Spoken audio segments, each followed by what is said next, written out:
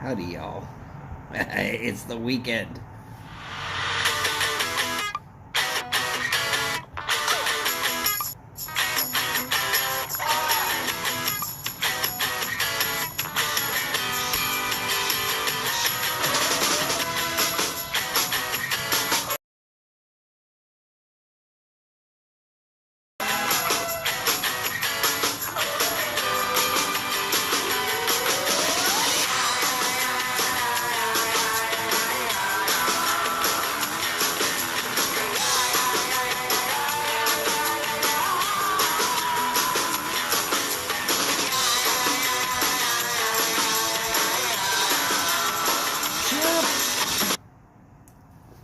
Hey, if people are going to jump in and start talking and sharing, then I'm going to cancel the music.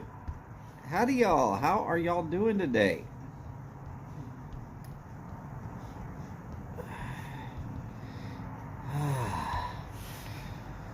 Oh, a little chilly.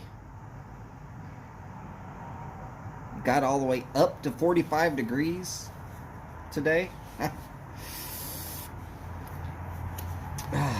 And Todd, howdy, sir. Yes, ma'am, I am definitely okay. All right, maybe not mentally, but I mean, let's be honest.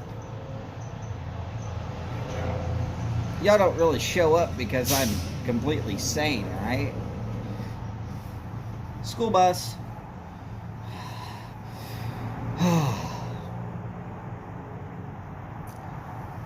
Like I said, it got a little chilly today. Oh, the ears are a little cold. I probably should have put on a second jacket too. Instead of just this one here. But I thought maybe it might get a little warmer than it did. No big deal. I'm going to make it. I'll be okay. Survival of the craziest. Yes. And Paul, howdy, sir. Great to see all of y'all today. So I got something crazy fun to show y'all today.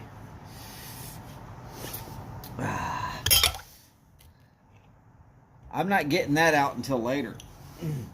It's in the bottom of my hot cup of coffee. Oh well.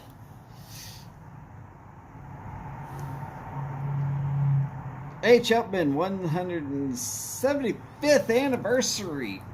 Churchill. Mighty fine cigar. I was going to show you the coin that comes with it. And then, well, it's in the bottom of my cup.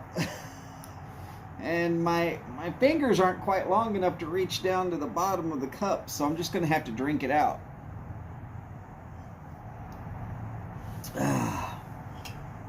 Oh, and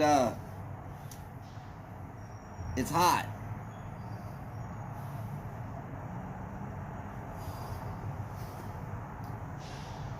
I think it might have a hole in it.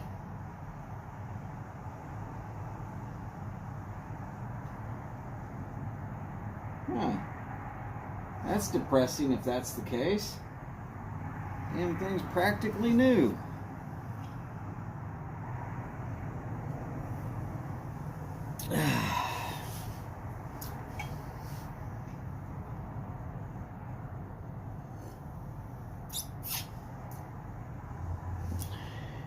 Show me where the hole's coming from. Damn it.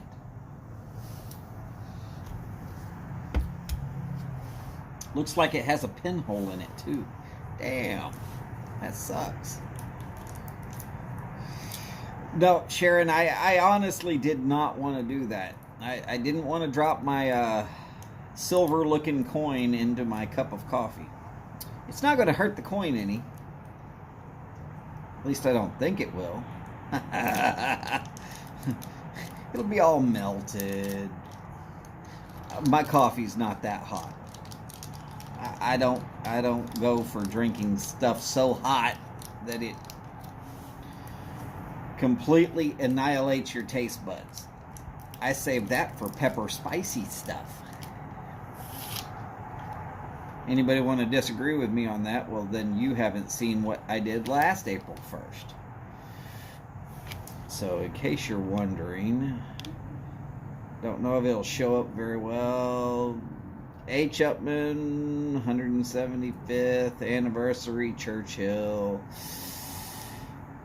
Handmade in Nicaragua. Alright, so these are interesting, but they are from the Grupo de Maestros and A.J. Fernandez. And it has a foot sleeve, which I've never really seen that before on a cigar. But H. Upman was founded in 1844. And this particular cigar has only been around since 2019. No, this cigar is not from 2019. I bought it this year. Howdy, Buckeye Piper. Great to see you, sir.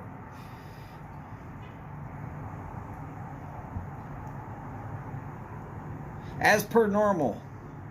Go green, go white. Oh, sorry, I can't say that. Sorry, that's just wrong. Saying stuff like that to Buckeye. Though it would have been worse if I had said maize and blue this year, I'm sure.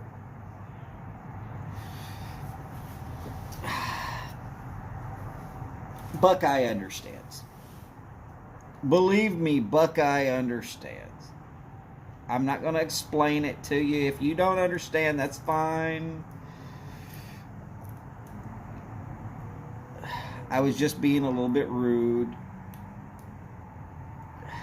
Howdy, Glum Chum. God, I'm doing all right, except for the fact that I threw my coin down in my damn coffee.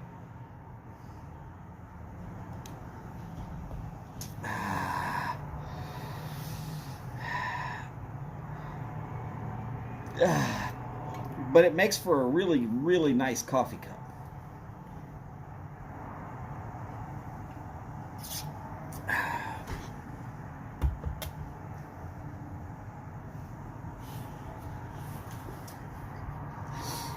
Okay, in all actuality, complete and total seriousness, I had considered going to college at one point in time in my life, and the only college I really wanted to go to was University of Michigan.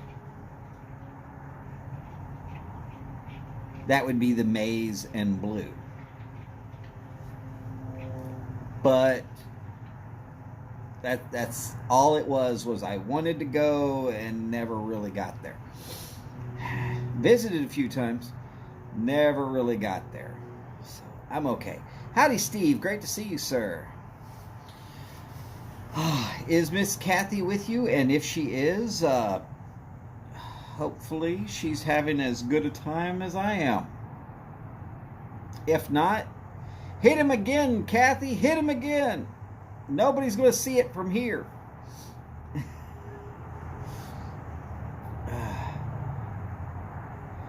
Now, I will go as far as to say, look, I've been a part of the stupidest, biggest rivalry that I've ever heard of. That would be Oklahoma and Texas.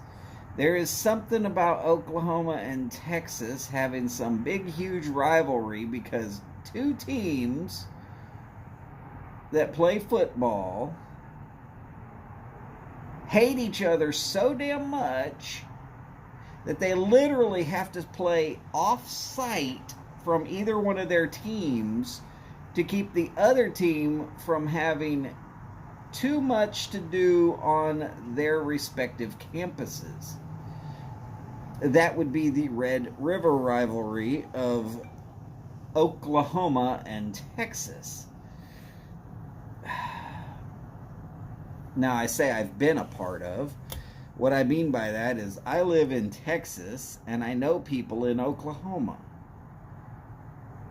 And some of those people have even gone as far as to say, we ought to just send Texas back to Mexico. Of which I've told them how foolish that is, and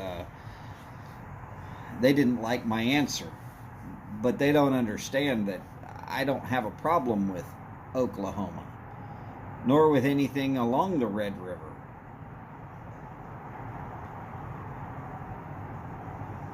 For me, it's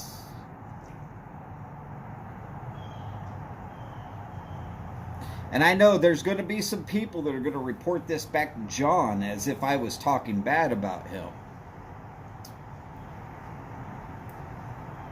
There are some people out there that they get into college, but they peaked in high school, and they go whole hog, oh my God, college. Oh, college is the best. Blah, blah, blah, blah.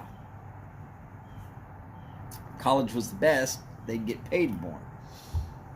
Let's just be honest about it. College athletes are getting paid if they're good enough that they're getting a full ride scholarship. Tell me how much they're getting paid.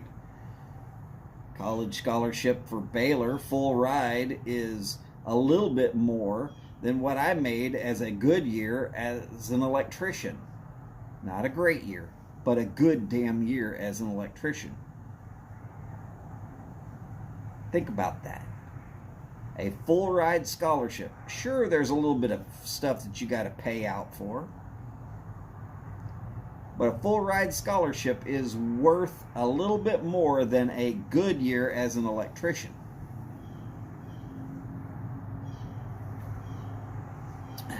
But people want to say that they don't get paid. Okay. Go ahead.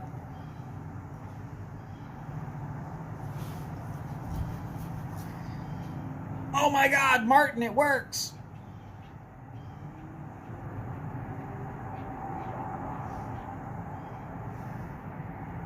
Maybe Martin's going honky-tonkin'. Could be.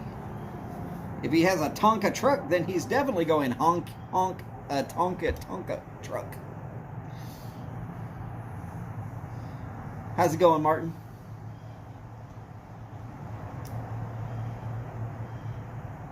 Oh, and the state that you normally see the biggest complete,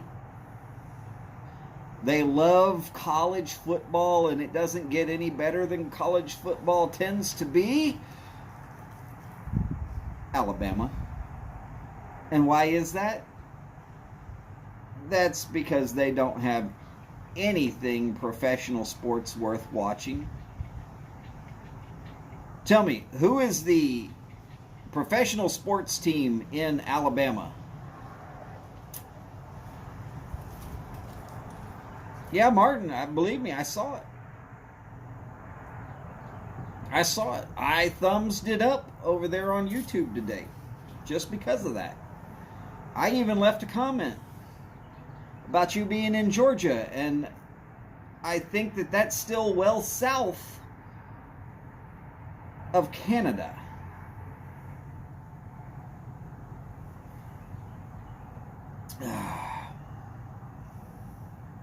I'm going to get to that coin.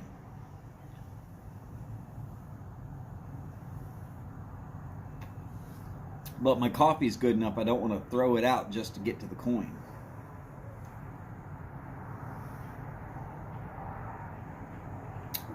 Then I'm going to have to dry it off. I'm wearing jeans. What the fuck? And they're old work jeans.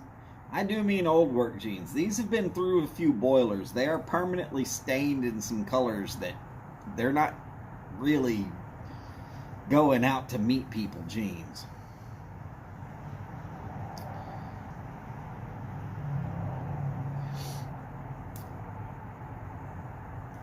Well, all right, Martin, let's be honest. A lot of Alabama kids do end up on professional teams. But if you think that Alabama, let's take a middle of the road team. Pick anywhere from the team that finished 16th down to the team that finished 32nd this year.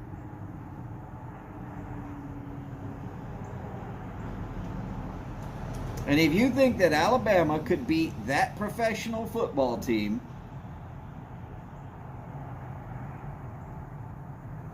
more than 3 times if they played 10 times, I'm telling you right now, you're foolish.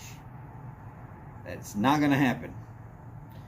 Clifford friggin' Higgins. Actually, it's Clifton friggin' Higgins. How you doing today, sir? Great to see you.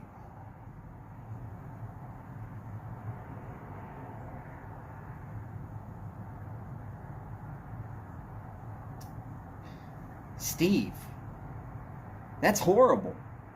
Because up in Fort Worth, we've got the world's largest honky-tonk.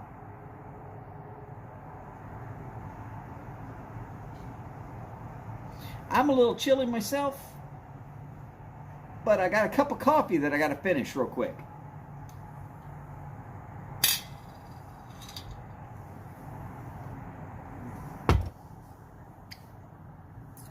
Good to the last drop. Wish I hadn't dropped that in there when I did. All right, so we're going to try this again. I'm going to show you all the coin. Here is the coin. It is the H. Upman 175th anniversary. And I will show you the backside, where it says founded in, let's see, what does it actually say? Founded in 1844, honored in 2019, and that's the H. Upman coat of arms. I am not sure what this is made out of, but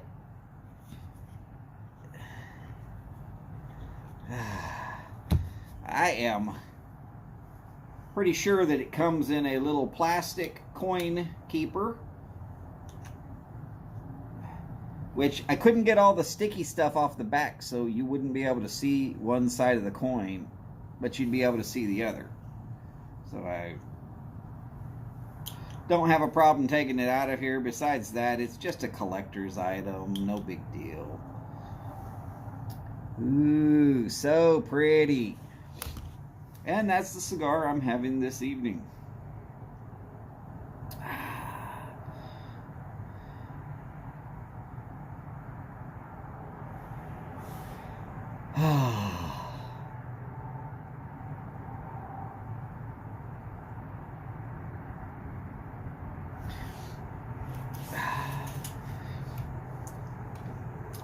Granted, I don't think it has any legal tender to back it any, but there's a story about that coin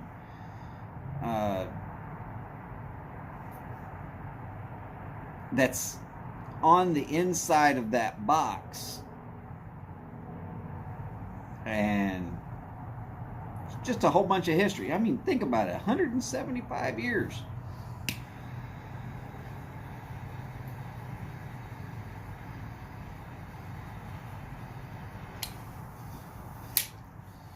There are some countries out there right now, well-known countries, that do not have 175 years of being a country.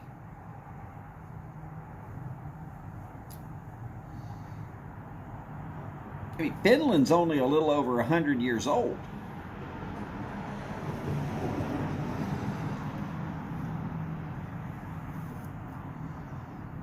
Oh, the land's been there forever.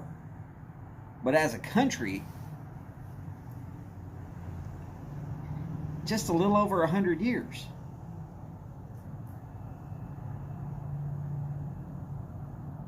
Sounds kind of crazy when you say it that way.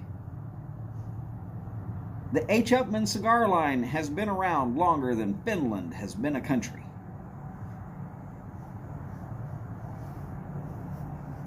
No big deal.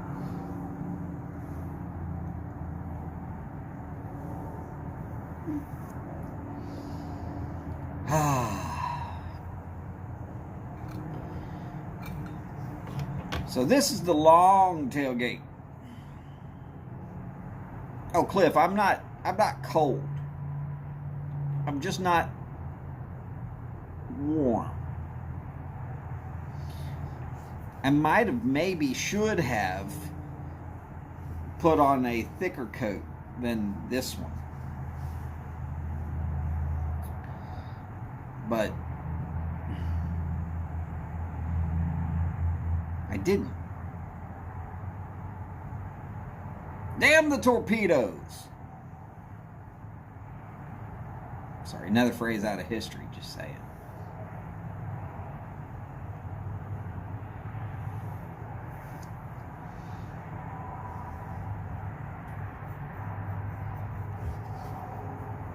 According to the information I have, that's a phrase that goes back to the Civil War. And I'm not sure how in the hell they figured damn the torpedoes, because torpedoes weren't actually all that invented at the time. I think they called them torpedoes, just the mines.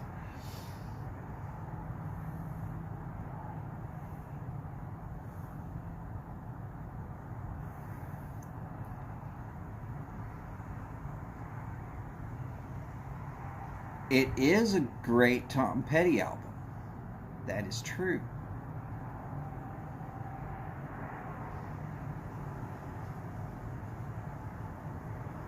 Now, let's be honest. I've seen some, and I'm being honest to Steve's statement there, I've seen some high schools that probably were ready to play college.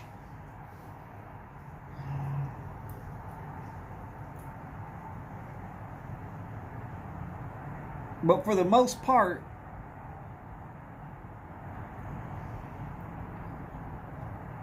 you take any high school team and put them up against, oh, say, Nebraska, they're not a contender, but chances are Nebraska's going to just destroy them. Like I said, give it 10 games. If you think that they're going to win more than 3 times,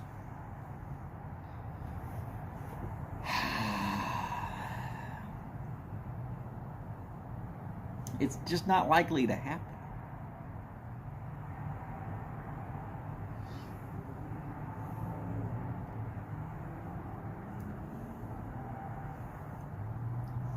Truth of the matter is, for Alabama, the biggest mistake they would have is believing that they're going to win at all,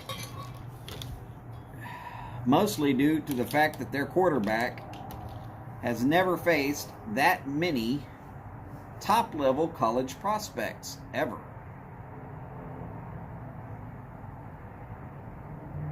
In college, you would face 1, maybe 2, possibly 3 top-level NFL prospects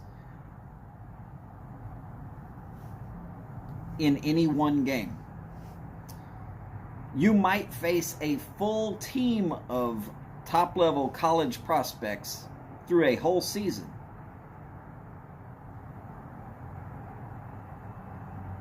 Now, let's talk about the real of it. Everybody in the NFL is nothing but top-level NFL prospects from college. Now you're facing whole teams of them every down.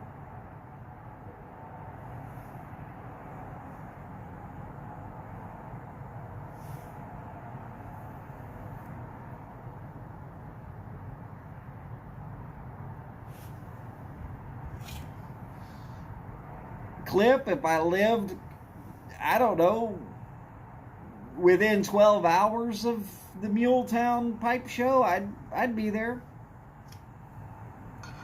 It's about 13 and a half hours. One way. And Holly's not going to let me go.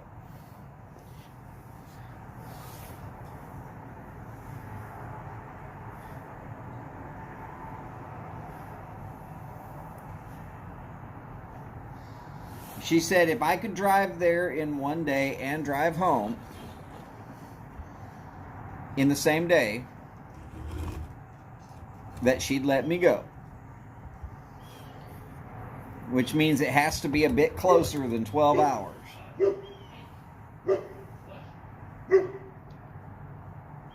What am I going to do? Show up, say, hi, wave from the gate, and then turn around and run like hell back to home?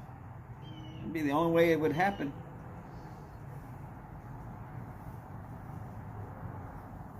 In case y'all are wondering, the two St. Bernards will bark at me again on their way back.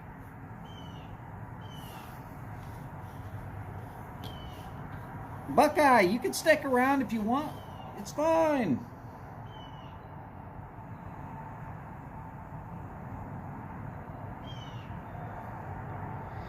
Now, Martin, there's a question from James Stumbo. I saw the video. Did you like James Stumbo's video? Tell you what, it made me want to go do push-ups.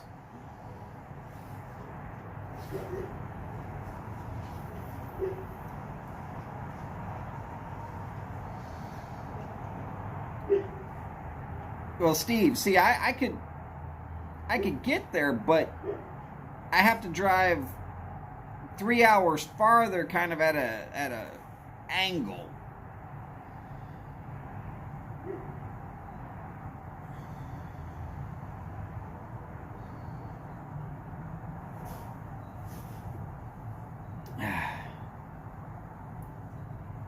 Why couldn't it be in Memphis? I could have made Memphis. You can do Memphis in a day from here, just without being too tore up. I mean, you're only going a quarter of the way across Texas, and then, which that's kind of most of the problems. You're going a quarter of the way across Texas, and then, you know, you're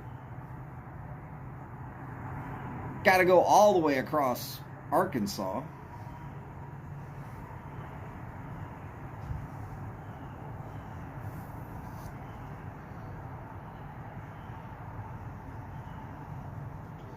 Uh-oh.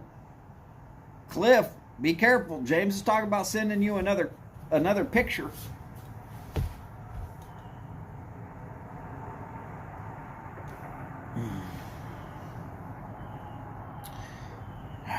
I'm not going to say that I know what kind of a picture he's going to send, but I think I heard this story once.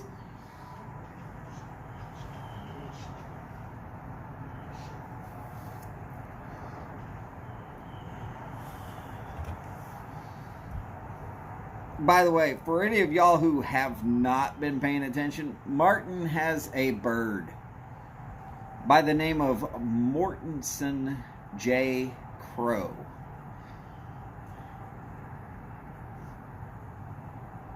And y'all are supposed to go find this bird on YouTube and ask him questions with the hashtag AskMJC, and then throw your question in there.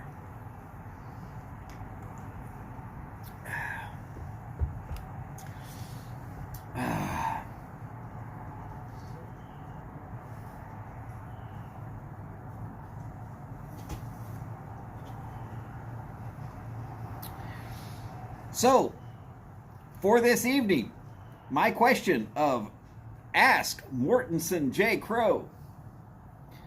Mortensen, do you like push-ups?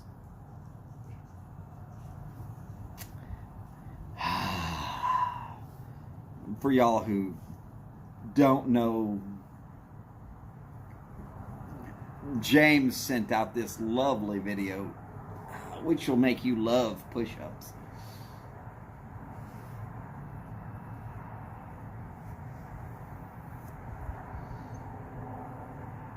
Well, Cliff, that's just because you've got like 6 proofs that you've had sex.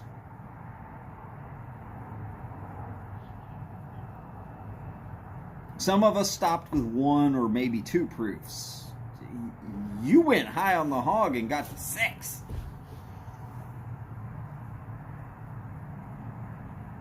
But you can afford it, so I'm not complaining. I'm just saying.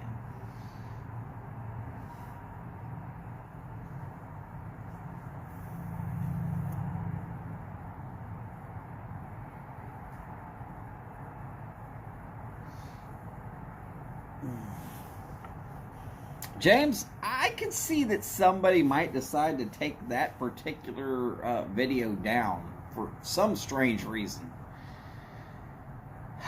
Maybe it's to keep kids from going out there and getting frostbite.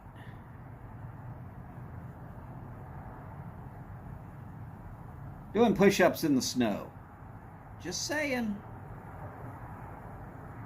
It might not be the safest of ideas.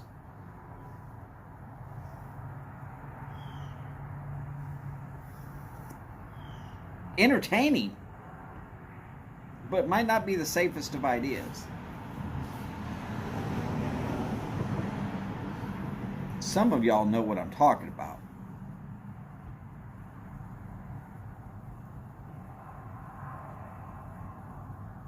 James, I didn't say anything about having to be naked. All I said was doing push-ups in the snow.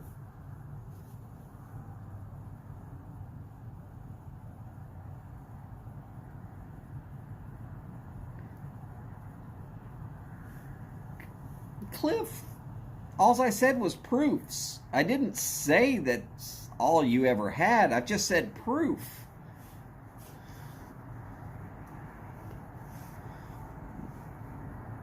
There's people out there that have had all kind of sex and still have no proof.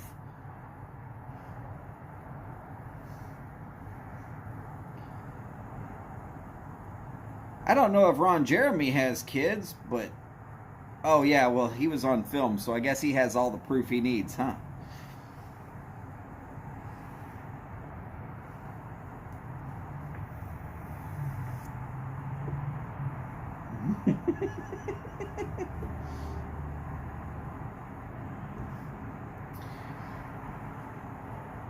Y'all don't have to tell them about it. No, make them go find James Stumbo's video.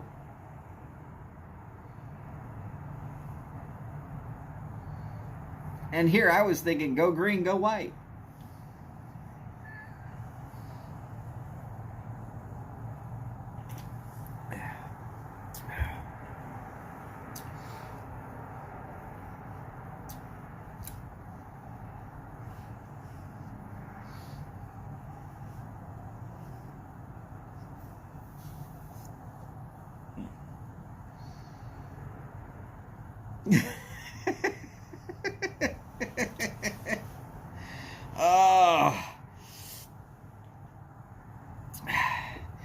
Yeah. Cliff, you've shown your kids playing in the snow, but never like that. Just saying.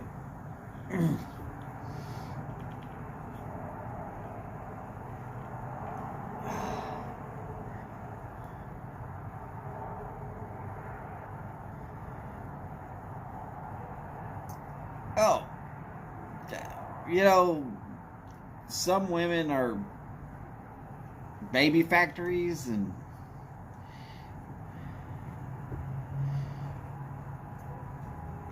I mean, there's that Kate woman that practically was mainlining fertility drugs till she popped out, what was it, 12, 14, whatever kids? I don't know. Actually, it was +8 or something like that. I don't remember. Who would want that many kids all at once? Holy crap.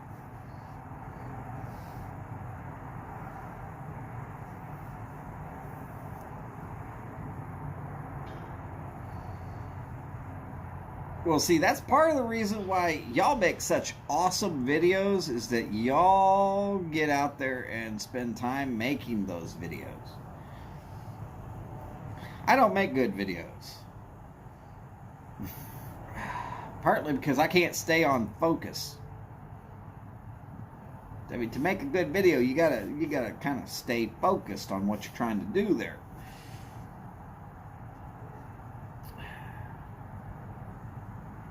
I'll be going along fine, and then my mind will take a 90-degree turn onto some sort of wild tangent. There it goes, off the rails.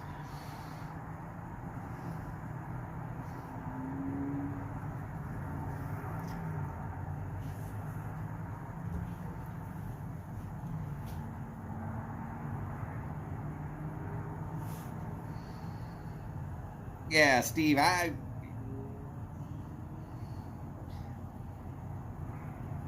twins ran in the family. I had one and quit. Done. I'll be 28 this year.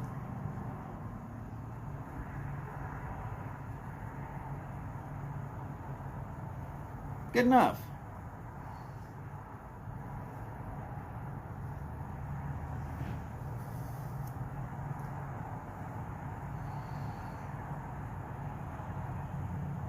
Yeah. I definitely can screw up a video. The one time I almost had a decent video ready to go, no editing, ready, everything. And then I got to an extra 5 minutes because I went off on some stupid wild ass tangent.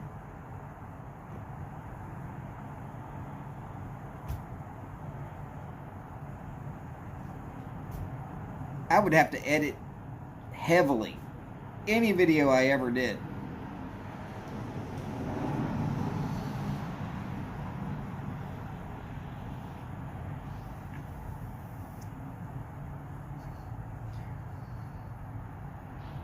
Working out.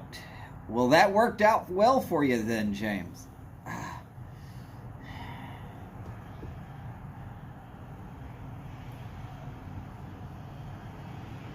And some were singing along the song, "Working hard now." Just because.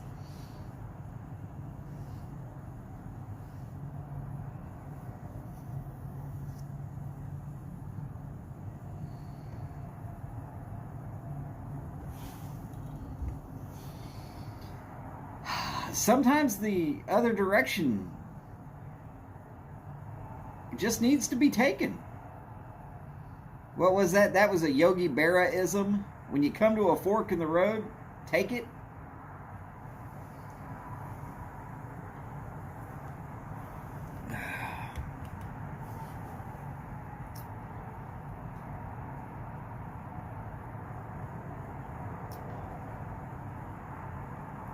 Oh, believe me, James, pretty much everybody knows when Rocky Balboa was training. Funny thing here, you do realize that Sylvester Stallone is in the Boxing Hall of Fame and was never a boxer.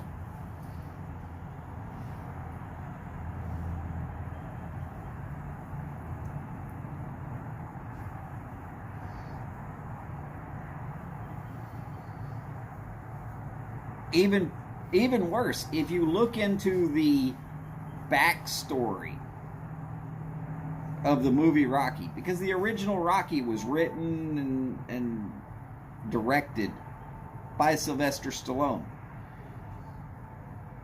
and he pitched it to all these places, and they kept saying, "Yeah, but we're not going to have you acting in it,"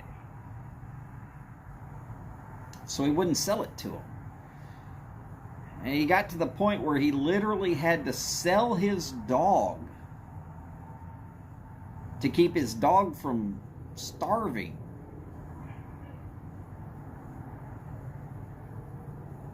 And then when the movie went big, he went to go buy his dog back, and the guy wouldn't sell his dog back to him. So he ended up having to spend a ton of money to get his dog back. And he still has the turtles. If you go back and watch the original Rocky, the turtles, Sylvester Stallone still has them. They'll probably outlive him. Just saying, turtles live a long, long time.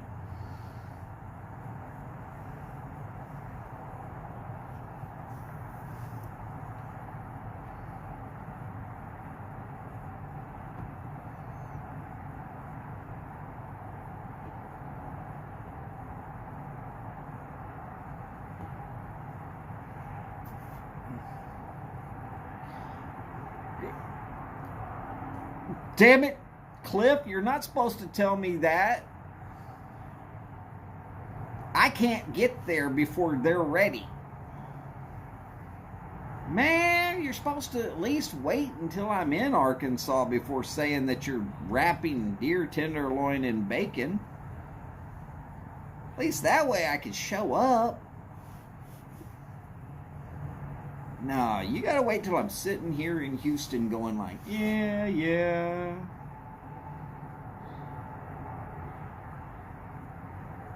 11 hours to Cliff's house. What's if I drive straight there? That's because of where he is in Arkansas. I can't just go straight there. There's no easy route to do that. I'd have to go all the way to Memphis and then hook back towards where he lives. Been there. Done that. I didn't get the t-shirt. Didn't need it.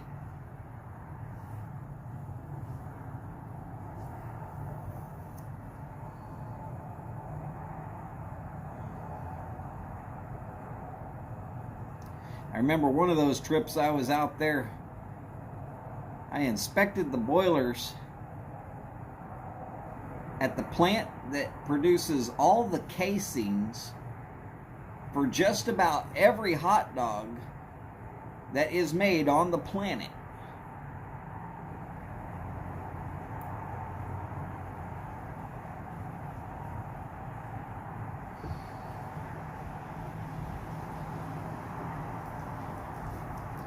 Steve, are you talking about Sylvester Stallone and his daughters?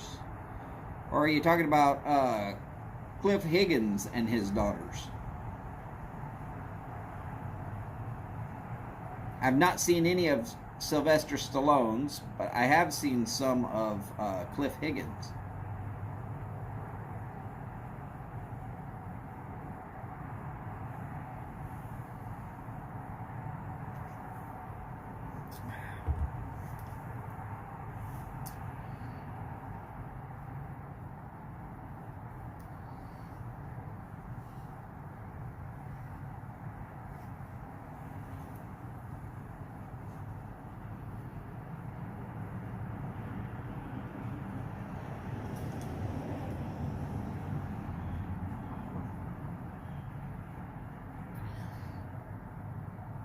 Steve, that is definitely true. I would also have to drive hours to hunt. The only place I have that I can go hunting and not have to pay an arm and a leg for a hunting lease is my brother-in-law's ranch.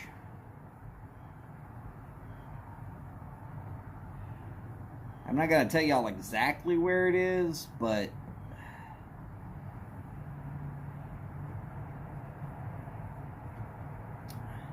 it's way out there west of here. Still in Texas, though.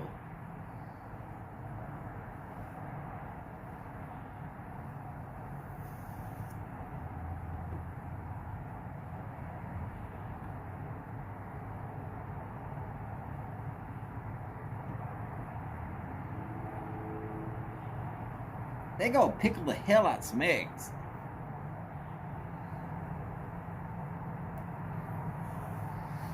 I never had enough chickens to worry about pickling eggs.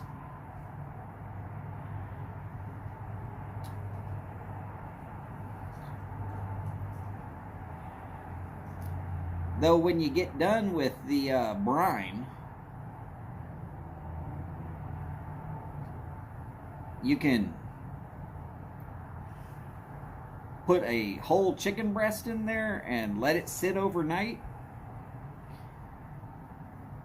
Then you pull it out of that and you pat it dry just a little bit and flour it up and fry it. You would be surprised how good a pickle brined chicken breast can be. I'm not sure what got me to thinking about breasts today, but there was something. There was definitely something.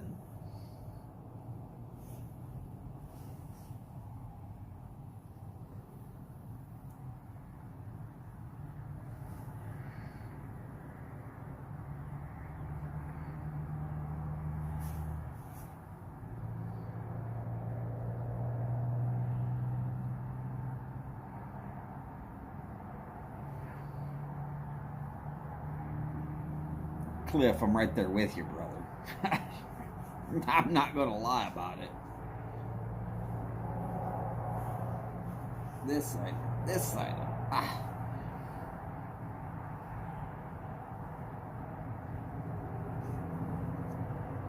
And save the matches.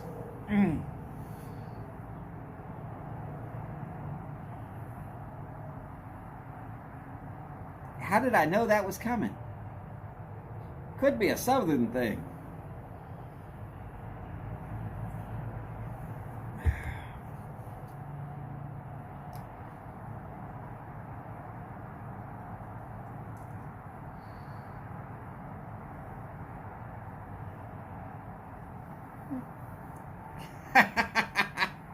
Come on, Steve.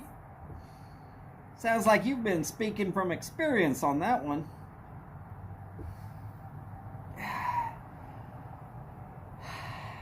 See, the best part about that is then you walk up and you say, hey, pull my finger.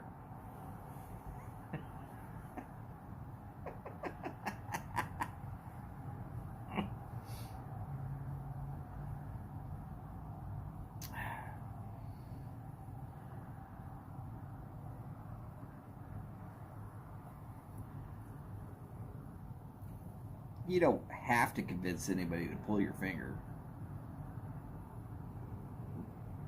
But you can at least say, hey, pull my finger. It's going to happen anyways. At least you've been warned.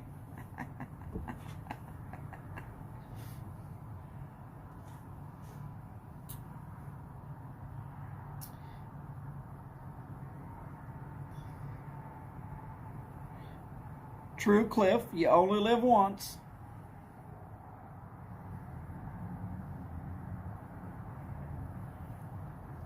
Really? McCormick's Pickle and Spice doesn't have any dill in it. Didn't know that.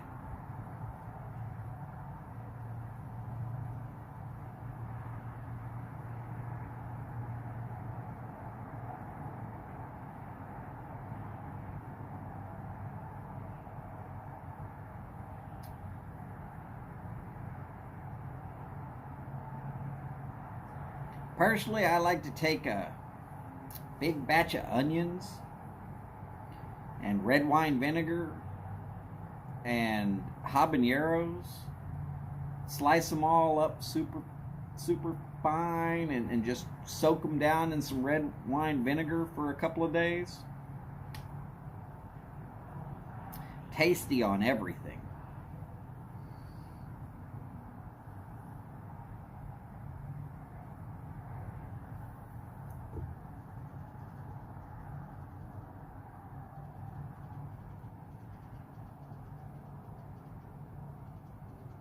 Oh. Well, see, there's the problem right there for me. Right there in the middle it says cloves.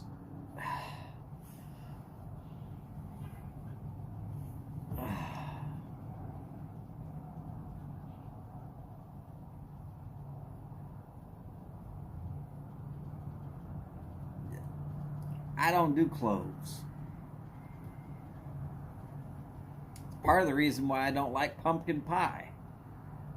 I don't do cloves. I also don't do anything that tastes like black licorice. Sambuca is out. Clear alcohol that tastes like black licorice. Who the hell are they? What the hell are they doing? Ruining good alcohol that way.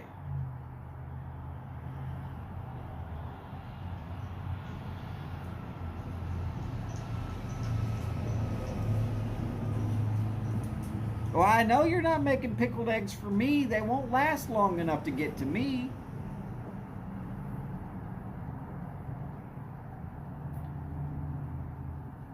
My grandmother, on my dad's side, she made pickled eggs.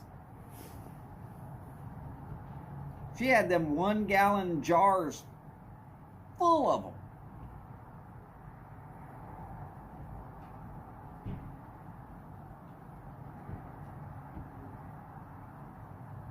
When she got senile, took us almost 2 years to eat off all them pickled eggs. Probably should have ate them a little faster than that. But they're pickled. Damn, they ain't gonna go bad after that. Todd, black licorice is good for some people.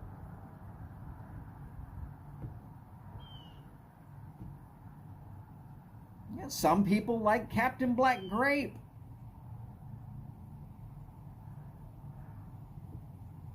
I guess.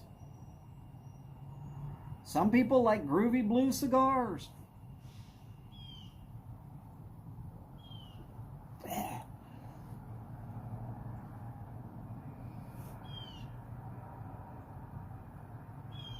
I don't like cloves. I don't like anything that tastes like black licorice. So the anise, done. Forget it. Not doing it.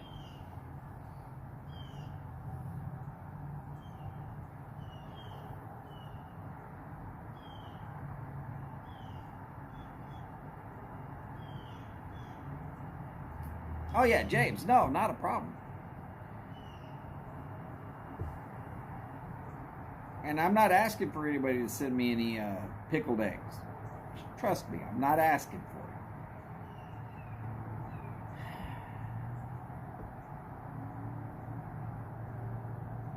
I can't eat a whole jar of them in one sitting anymore like I used to. And if I don't eat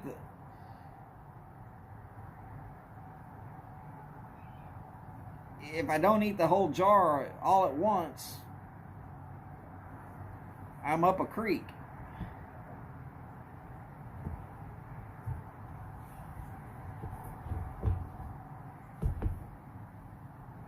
Don't do it, Cliff. Don't do it. I would eat them, but don't do it. I'm okay.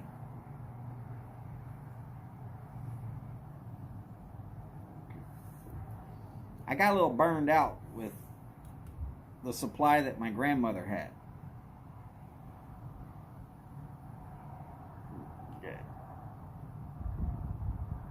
I ate most of them because, well, way back in the day, I could eat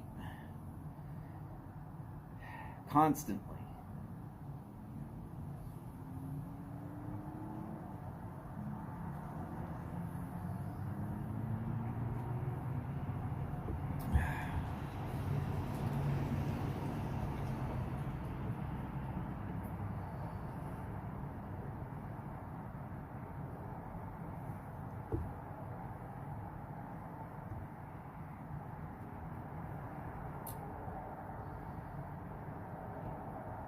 I'm sure that I do, Cliff.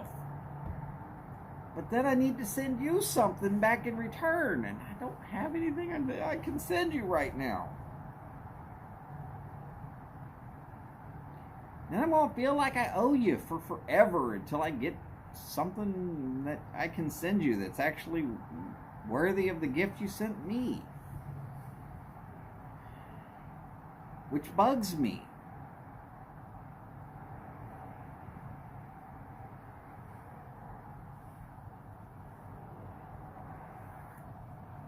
You'll make more, though, and at some point I'm going to have another job. And then we'll talk.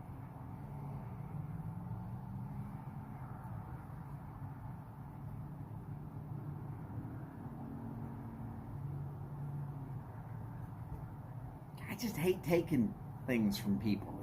It's always bugged me. I don't even advertise my birthday, mostly because people want to give you stuff, and it's like, no, I'm good. Really.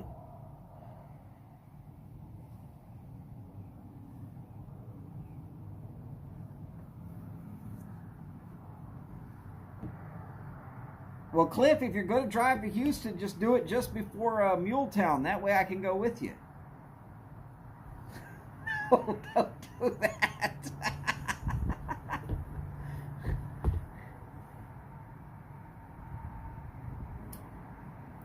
Cliff, I will get your address, your email address.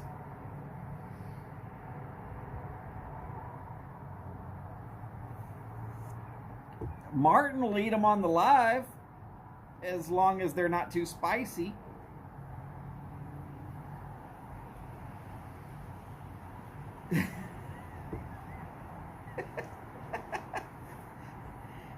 Cliff, in other words, you're just trying to get rid of some damn eggs.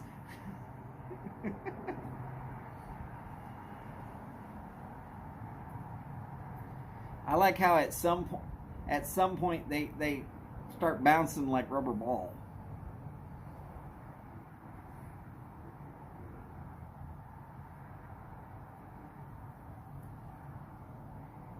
Martin, we saw you with some spicy pea crackers that you were going like, oh my God, it's hot. I can't handle it.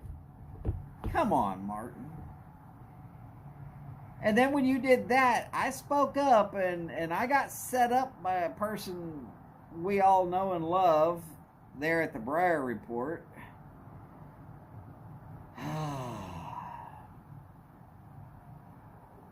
Y'all remember, turned my head red.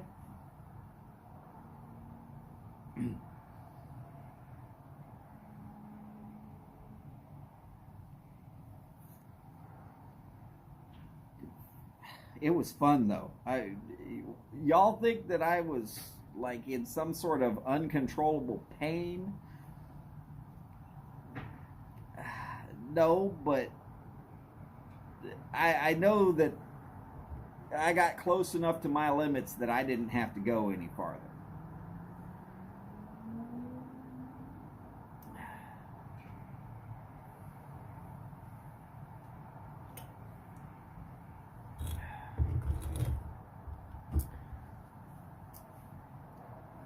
That's fine, Martin.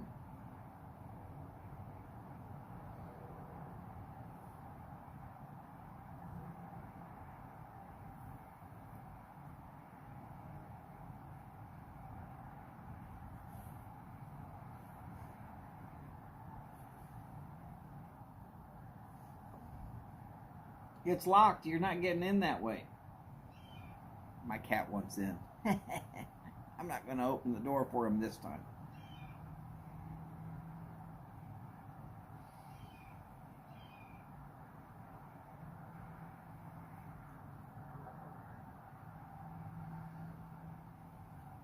Cliff, I'll send you the address.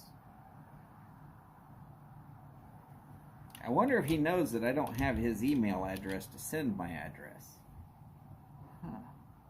Probably should have said that part with my inside voice, as in inside.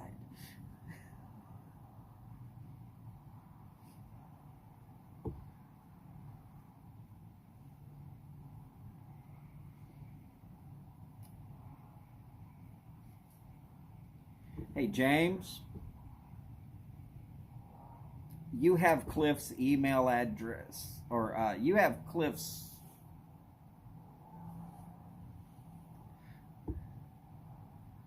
Oh, Dr. Cliff Higgins. Let me guess. At gmail.com.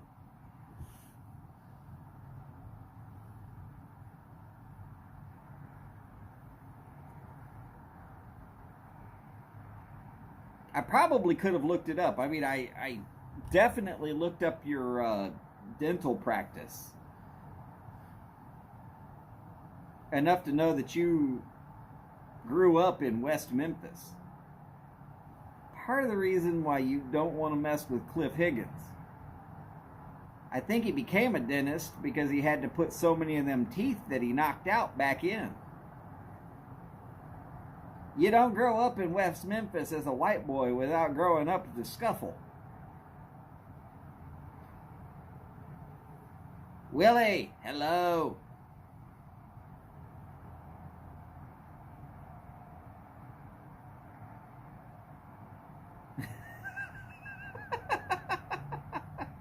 Cliff, you ain't drunk. You're just busy wrapping deer tenderloin with bacon.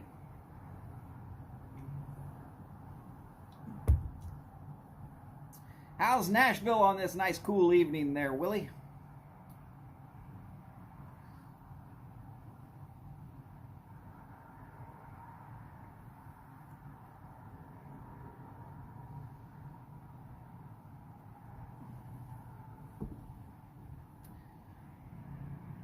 So we can make it simple.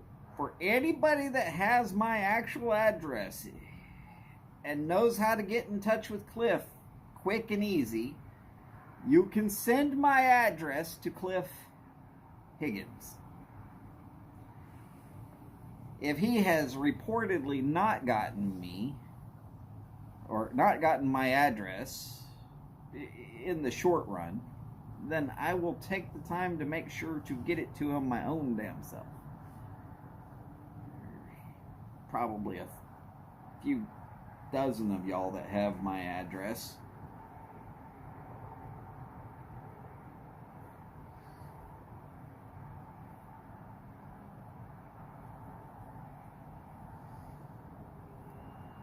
It's only around 45 degrees here in Houston.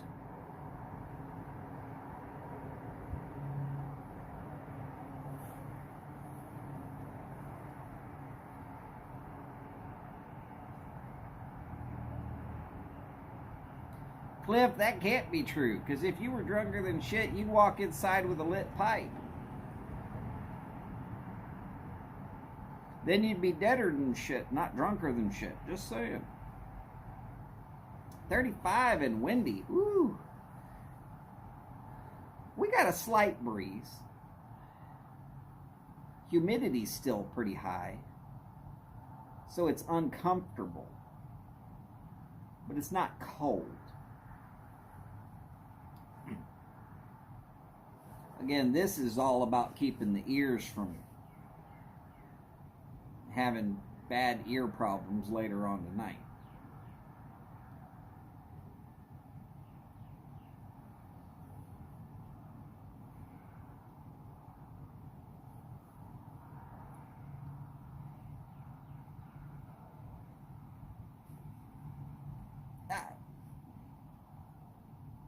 I had so many ear infections growing up. They thought I was going to be permanently deaf. Until I was 5, it was pretty well constant. I'd get rid of one ear infection and another one would pop up. Ended up with tubes in one ear 3 times and tubes in the other ear 2 times.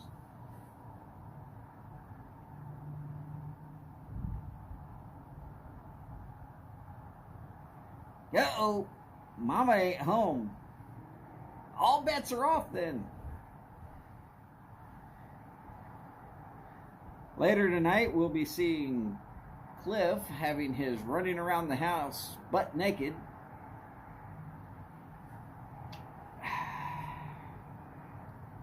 As a live event on YouTube. Don't do that, Cliff. That'll get you a ban on YouTube.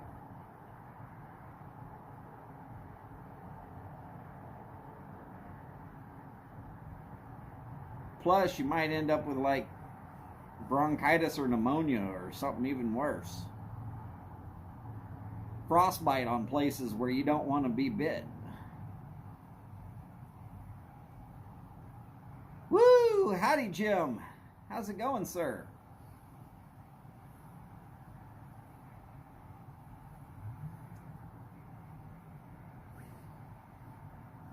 I will be drinking an ale.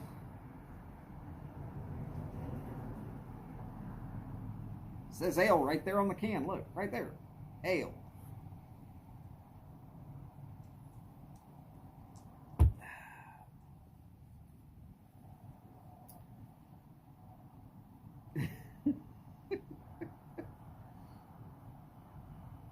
Sunny but chilly. Nice.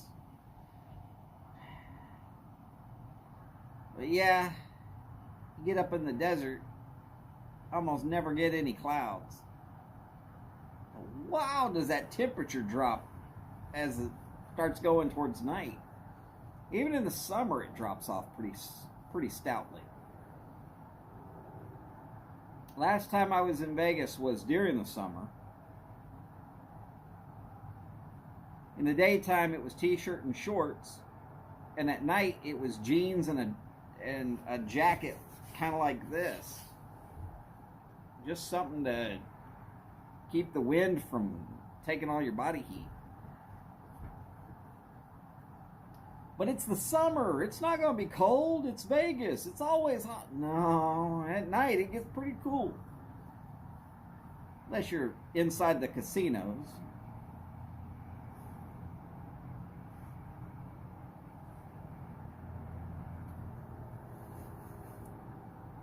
Damn it, Willie.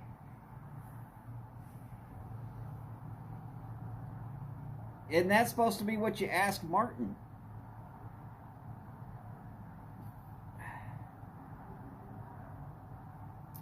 $50 now and $30 tonight. Oh. I'm right there in between there. Right there in between, Jim. It was 45 when I started and starting to peak. So it might have made it to 46.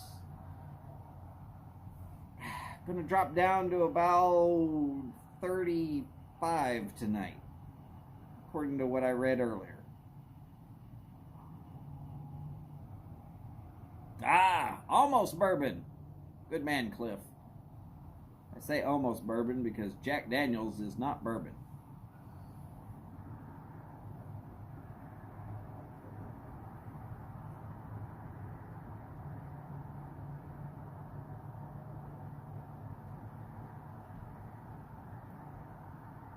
Wait. Your daughter's radio and backup camera? Is it on your vehicle or is it on her vehicle?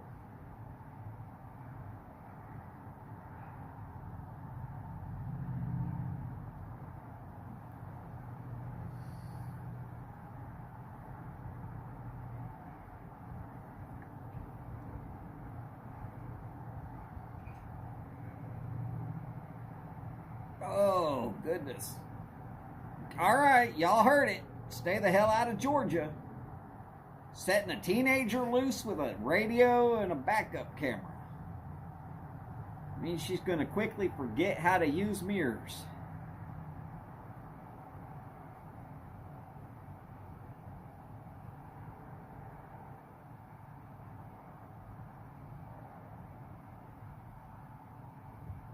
Uh-oh.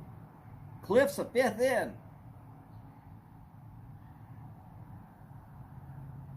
I remember those days. I quit drinking like that.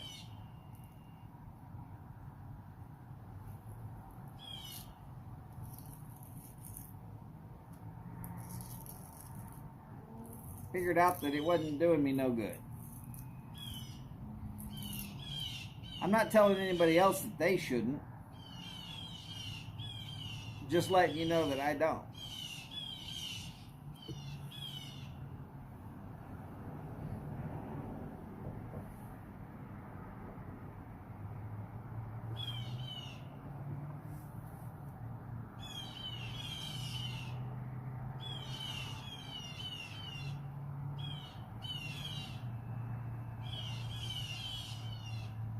Martin, you're not allowed to roll Tide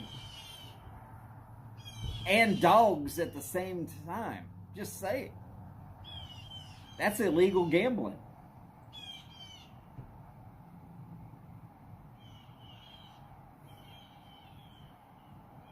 Roll, dogs.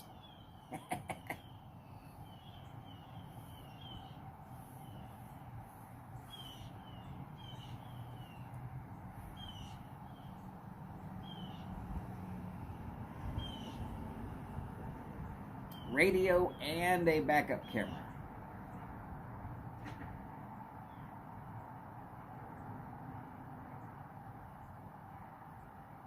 You know, makes it easier to park in reverse. I will say that.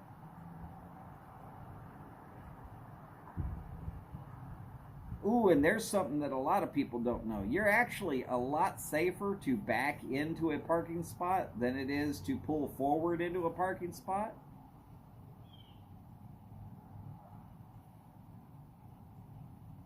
You get good at backing into a parking spot. You've lowered your chances of having an accident while pulling out by as much as 80%.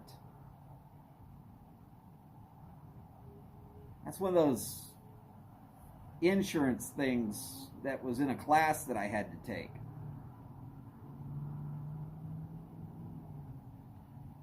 They say normally it's like 1/5 as likely to have an accident, but the actual numbers are a little closer to 80% less, which is higher than 1/5, just saying.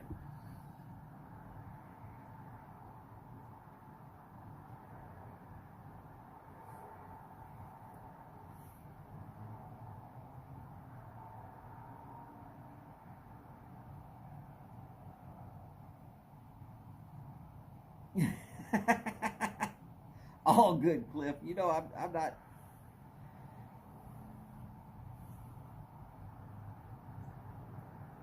Oh yeah, Willie says, yeah, he was talking about you wanting crystals.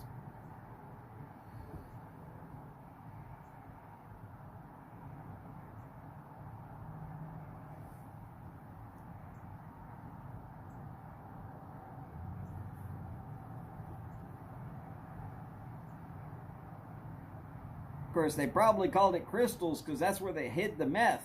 Them some bitches are addictive, aren't they?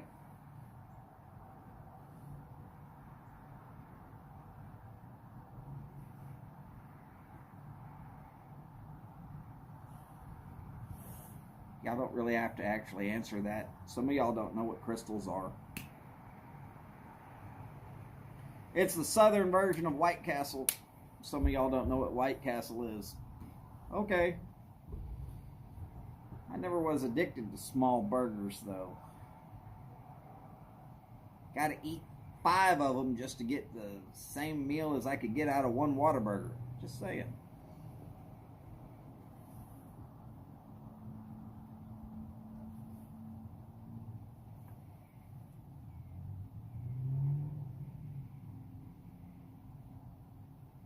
Good point, Willie. Good point.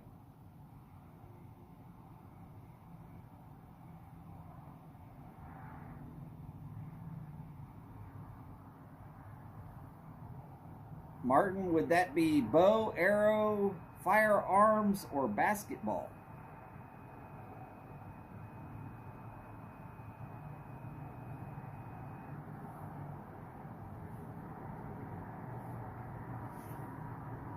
Wait, Willie, my loss? No, not my loss. I actually went to a Crystals. We had a couple of them here somewhere. I don't remember exactly where. But I spent more money at Crystals getting enough to eat than I would have at a Whataburger. So I said, yeah, well, I'm good. Ah, BB, air, small bore. Okay.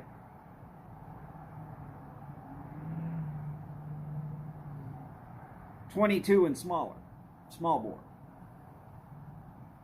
Just remember, 1/100th larger, and you could have been having an AR-15.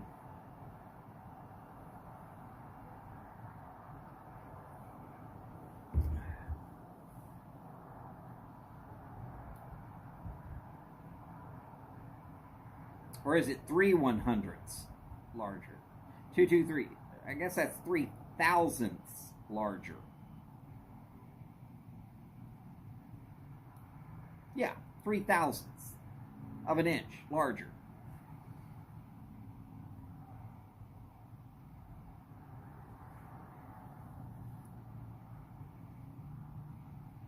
Oh, okay. Sorry, Willie. I mean, I'm not trying to.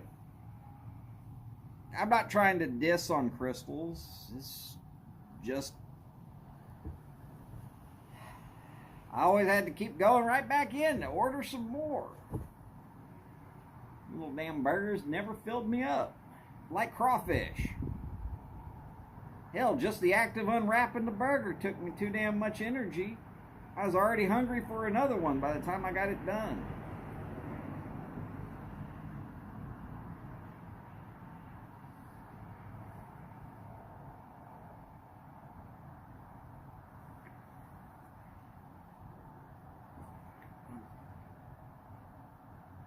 Who wraps tacos? Unless it's Taco Bell.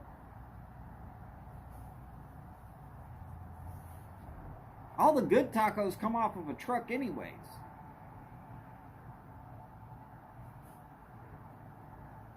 It's either that or out of some mamacita's kitchen.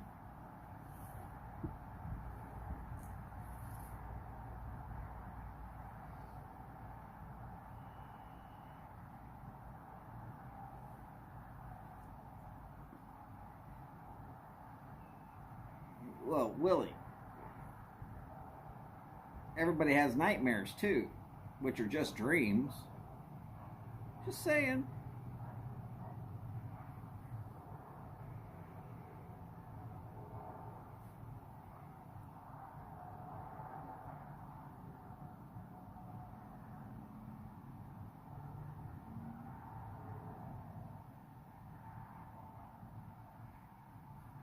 Well, Jim, the other side of that is we do have a restaurant here called Mamacitas, and they are directly related to the Papacitos,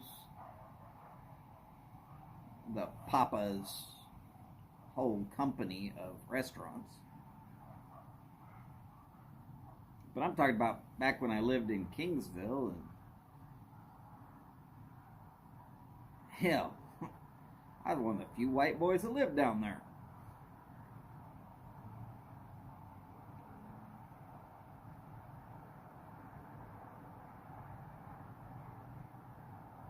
Everybody was named Joe's and Jesus. That would be Jose and Jesus.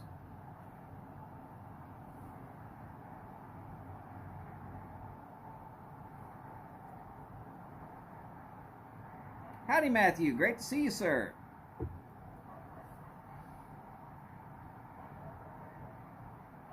And Jim, then there's always the Guapo taco. Never get tired of eating those.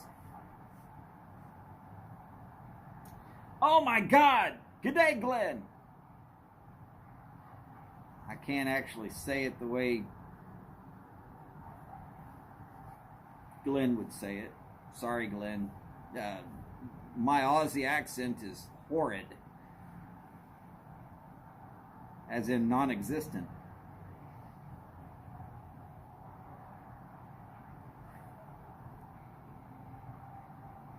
Oh yeah, Papados? Shoot, I could literally eat forever at Papados.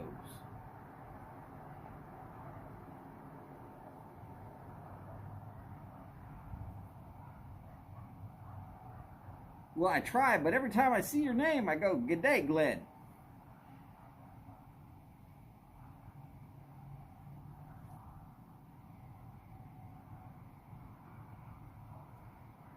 I mean, I just want you to feel like someone actually speaks some form of proper English there. Holy cow! I got everybody in here today. Howdy, Mike. Great to see you, sir.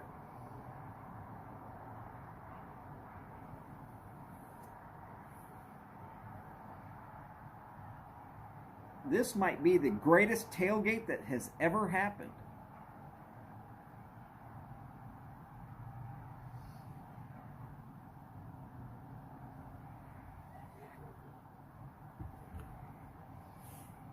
It's my lucky coin. That's what it is. It's my lucky coin. And for those of y'all who came in late,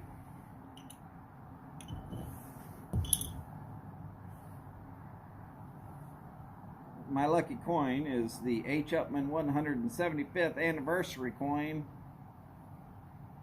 from 2019. Because that's what I'm smoking today, is the H. Upman 175th anniversary Churchill cigar. Really good cigar.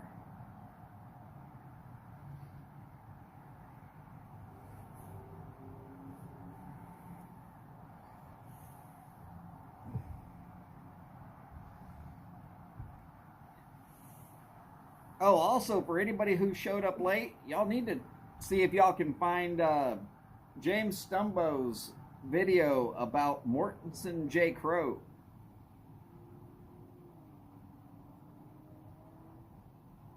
It's definitely worth watching. Sometimes twice.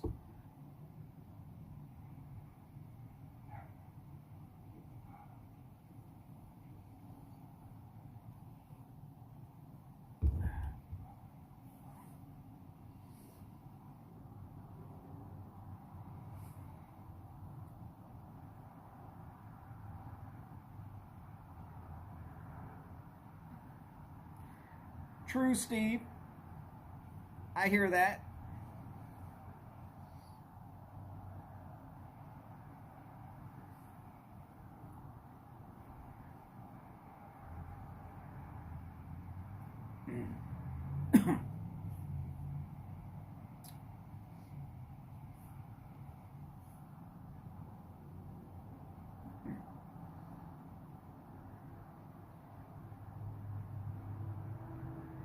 Glenn, I'm not sure Cliff needs any help knocking one back for anybody.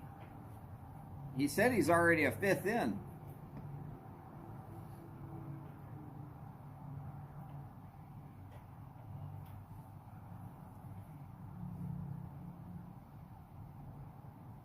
I'm just wondering if he's going to try to clean ice off of his shelves like somebody named Mike did that one time. Sorry, not shelves, but stairs.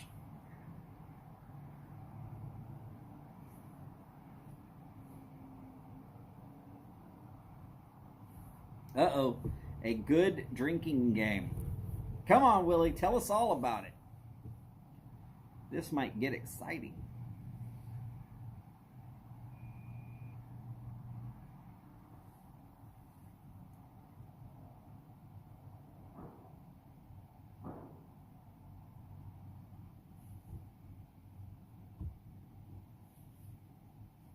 Might get extremely exciting.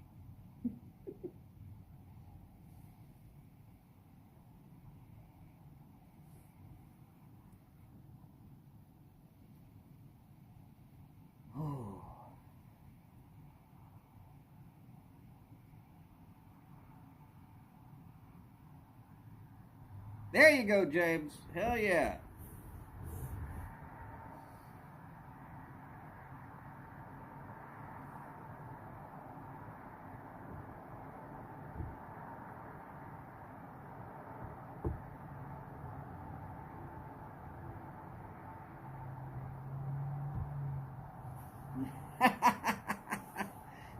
You might as well just put on the song one bourbon, one scotch, and one beer and do one every time that he says one or the other.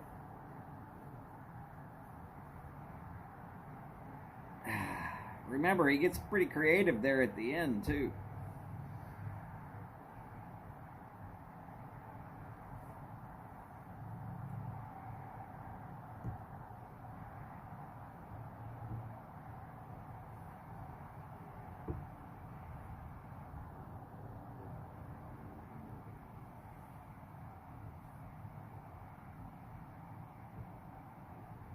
Uh-oh. Glenn is talking Jim's language there.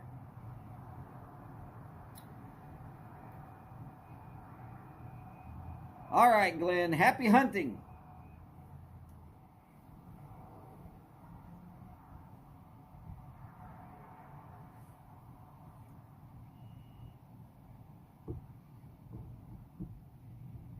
Oh, I forgot to ask him what the weather's like tomorrow, being that he's already there. Have been there a few too many times, Cliff. I have definitely been there.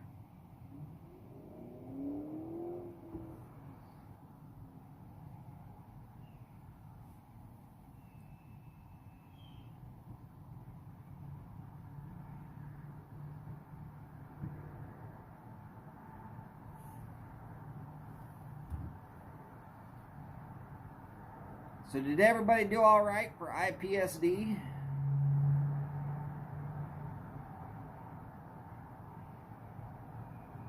Just curious.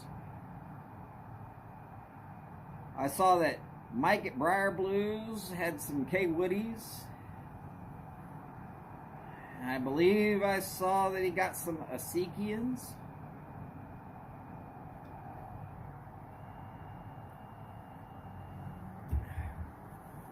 Or did I just see that they have shipped to Mike? I'm not sure yet. No, I'm pretty sure I saw that Mike has Asikians now.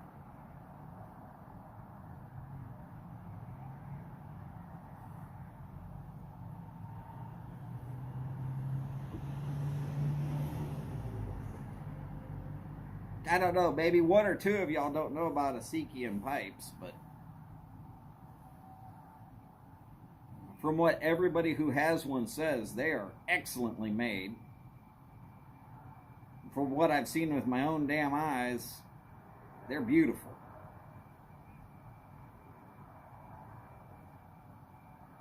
I'll get one day. I know I will. Now I even know which ones to ask for. It's the Honeycomb Rustication.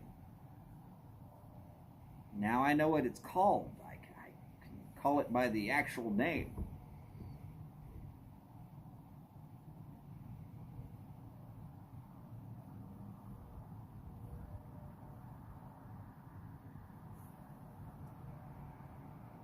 And then there's this what I saw just the other day on the Briar Report that is a reversed Honeycomb Rustication.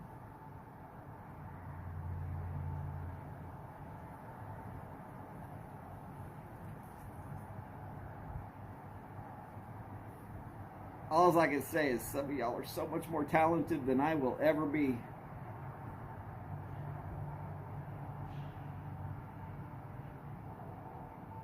I can't even imagine what it would take to rusticate all the raised edges and then smooth all the spots that would basically be rusticated if you were doing it the other way around.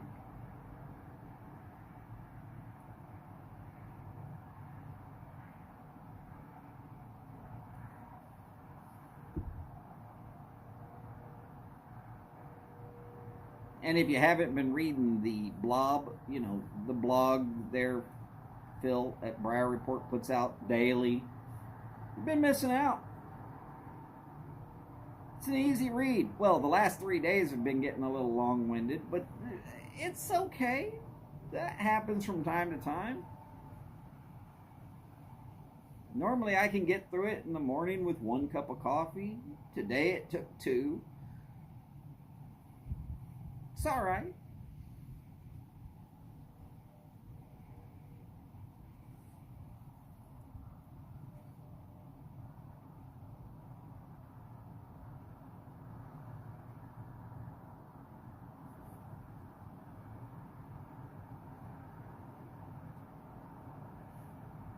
Oh, Mike, just so that you know,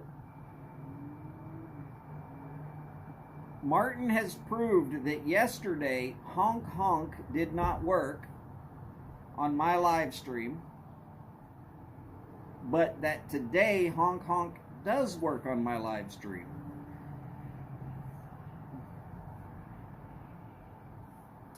Figured that would be of some interest to anybody in Canada.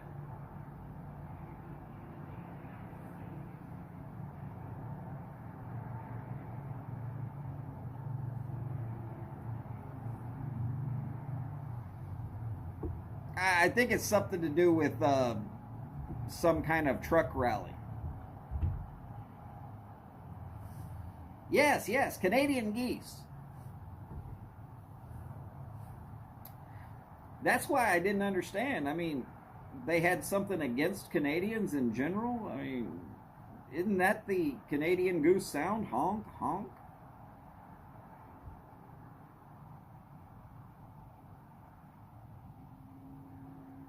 Well, I have been once or twice, but it's been a while.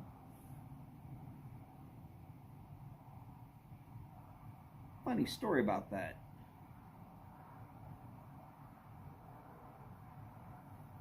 Working with this old guy in the electrical field, and if he was thinking about something really hard and you walked up and just goosed him a little bit, he'd scream it out, just whatever was on his mind. One time this woman in a yellow dress was walking by and someone goosed him and he screams out, "Tits, tits, tits, tits."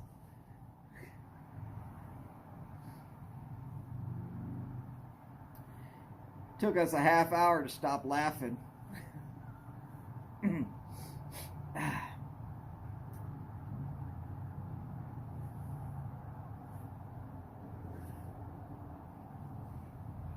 Oh yeah, whole fields of it. Yeah, yeah. Switch gear and lifting stations. Whole fields of electricity.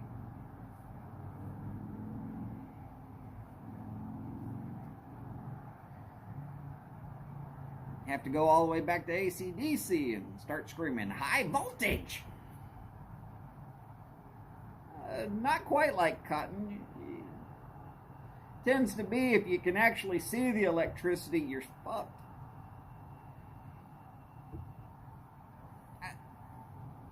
You don't have to take my word for it. Just trust me, you don't really want to see the electricity.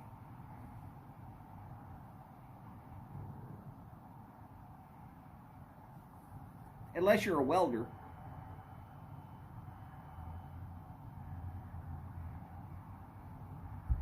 I mean, if you're a welder, you're kind of hoping to see the electricity. I was never any good at welding. Every time the mask drops down, my eyes shut. I can't seem to get them back open fast enough to figure out what in the hell I was doing in the first place.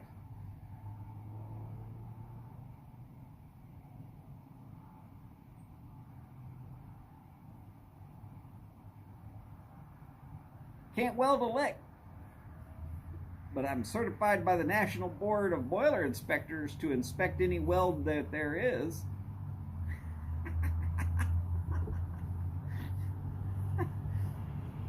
I can't do it, but I'm allowed to inspect it.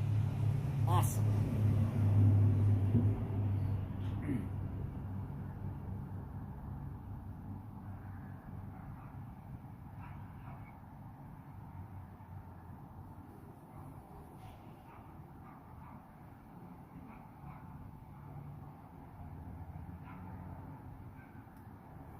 It's like sending a drunk monkey to teach math. And not just any math, we're talking about like calculus.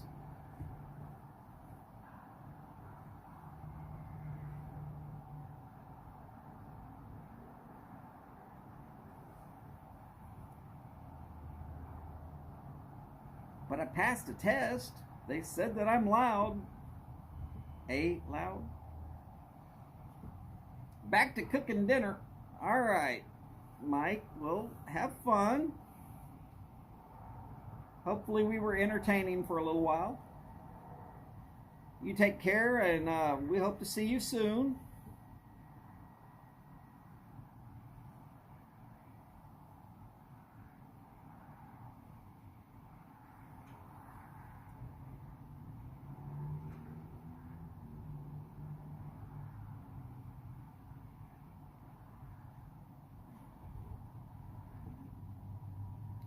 Should have asked him what he was making.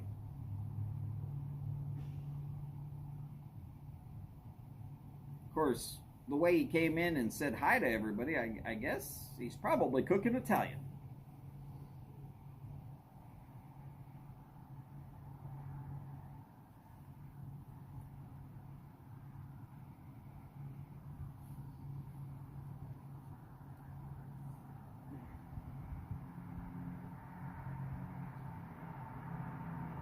Well, I tried being an electrician.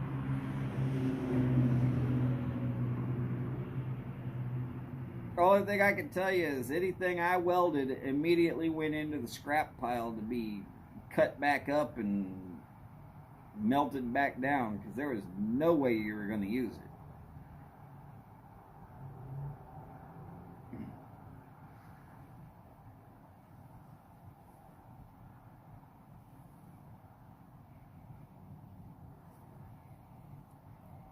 I even had a master electrician trying to teach me. Finally, after about 2 months, he just said, you know what, just fucking forget it. If I need it welded, I'm not going to ask you. I'll get you to cut the pieces for it because you're damn good at that. But so I did all of his prep work.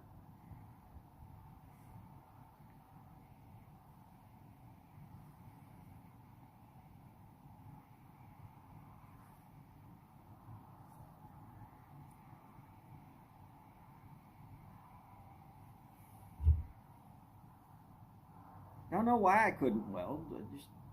I don't have the knack for it. Nobody's supposed to be great at everything.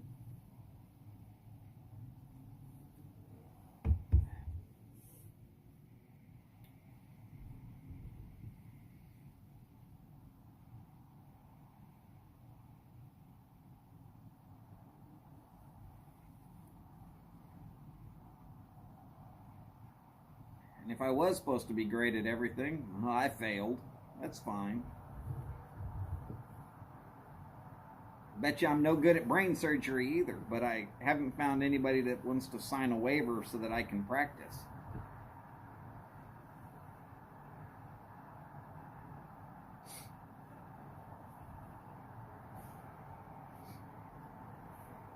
I'm fairly certain I would have to get them to sign a waiver.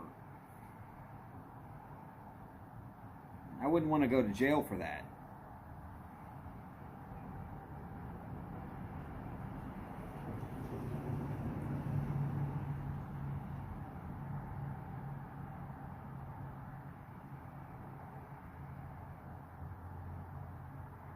I just saw a full-size Dodge dually go by. No, sorry, Ford dually. With a little pink bicycle in the back.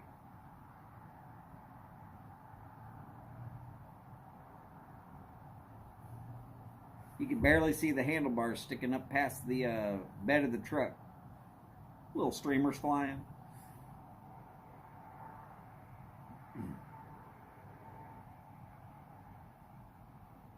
Either that little tricycle or that little bicycle with the training wheels is real heavy, or it's a Ford.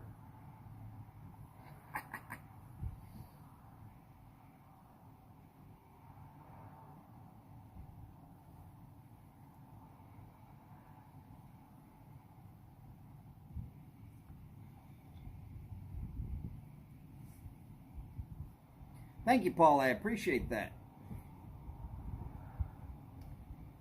Funny, I haven't seen one single bot or troll yet today.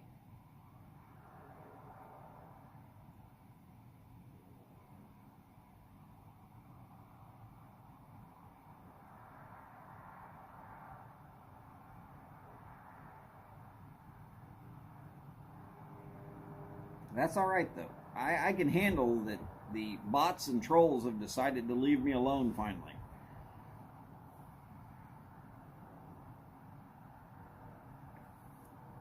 Huva Ilta, Boris. Great to see you, sir. You just missed Mike.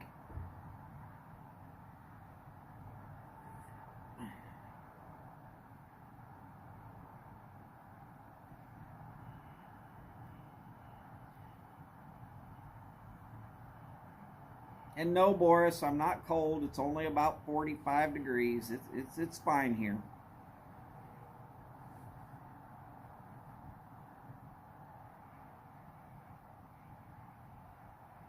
Paul, that's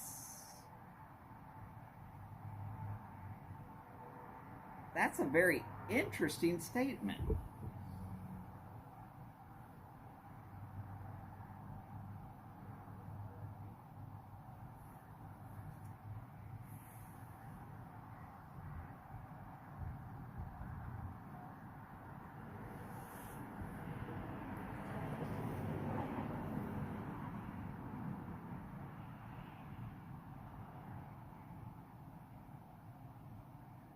Realistically, I just hope that this whole war thing that's going on between Russia and the Ukraine can be over quickly.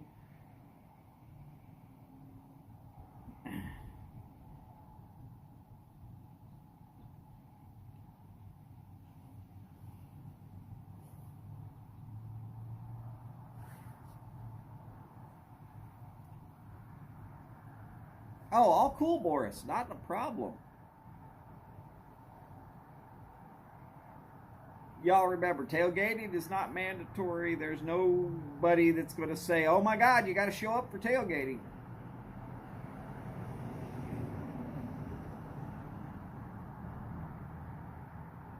Used to be tailgating was like an hour. This is a 2.5 hour tailgate.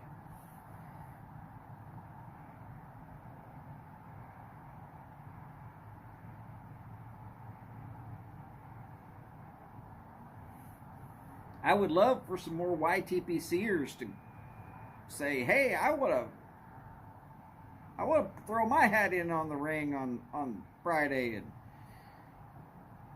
get in here and up my sub count, do some lives.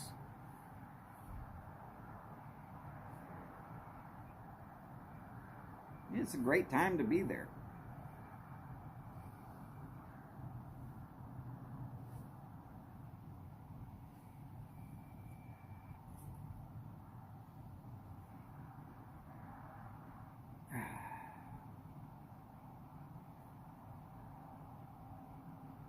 No, I'm not trying to twist anybody's arm to get them to go live. If nobody wants to do it, that's fine. I'll keep going.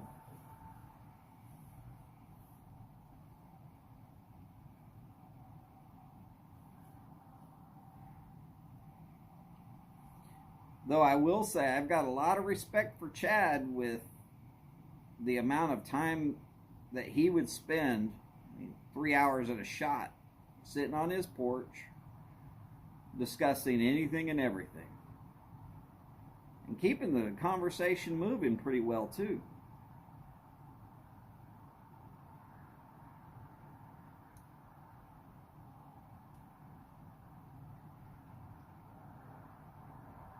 Two and a half hours, I get a little burned out from time to time.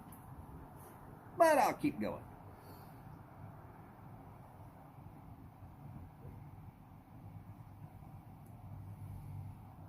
Well, if Kathy says you better watch because you might learn something, then don't piss her off, Steve. I've heard she's got some skinning knives with your name on them. All it takes is another supply of Captain Black grape and you'll find out the hard way. We wouldn't want that.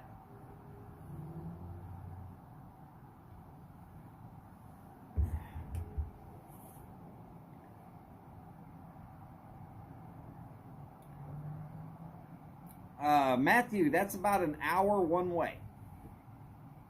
A little bit over if I drive exactly the speed limit, but 65, 70 miles.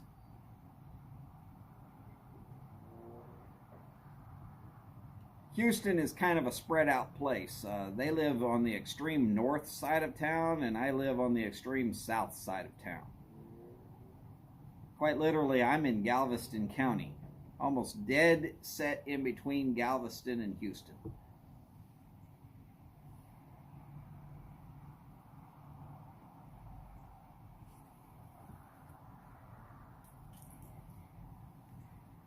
I'm only about 10 miles from the Johnson Space Center here in Houston.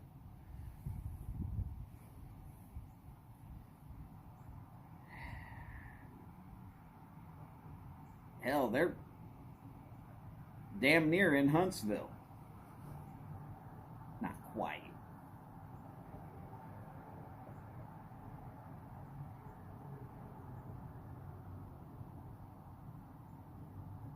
But they can spit one direction and probably hit the next county north.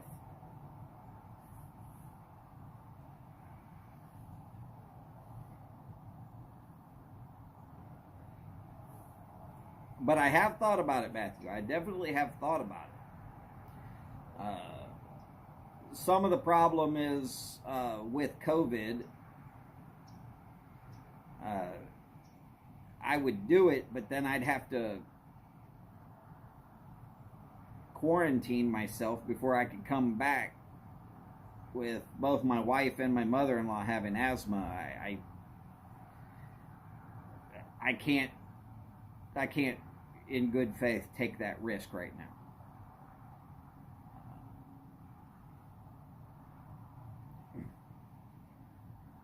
If neither one of them had asthma, I'd probably do that.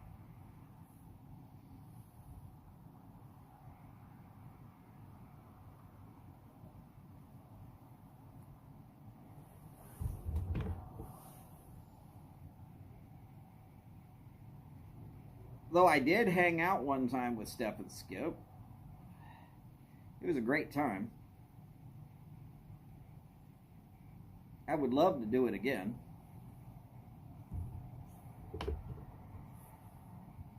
They're really nice people. I'm going to tell you, if you ever get the chance to hang out with them for real, take that shot.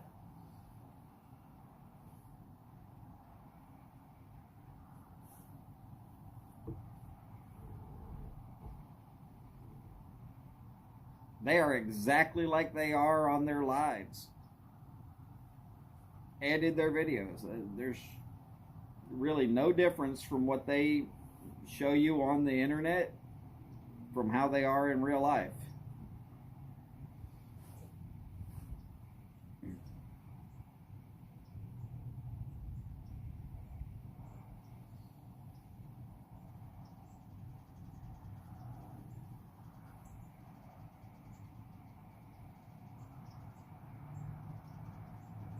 Well, Matthew, you live right up there by the Briar Report. And I guess that's not too far from Mark. TPI.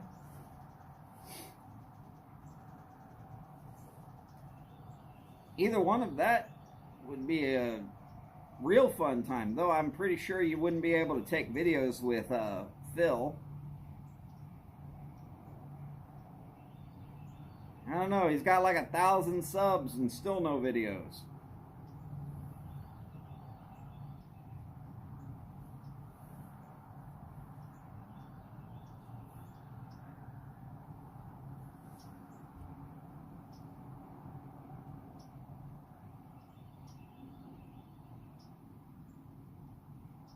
That'd be a hell of a way to make that first video appearance, wouldn't it?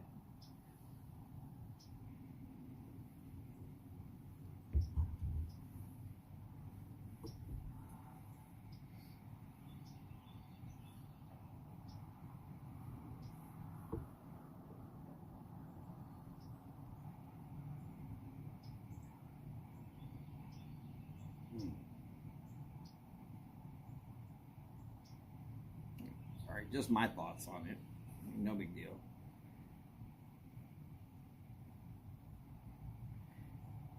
Two hours in almost. Anybody got good plans for the weekend?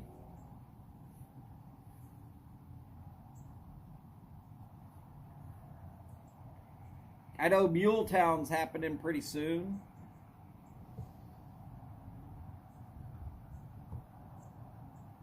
Willie's got a daily countdown of short videos.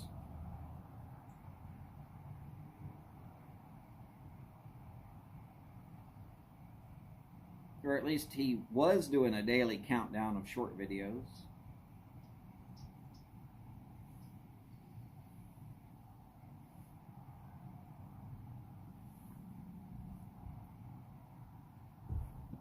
Oh, that's right. Zach's up there and Brendan's up there too. Yeah.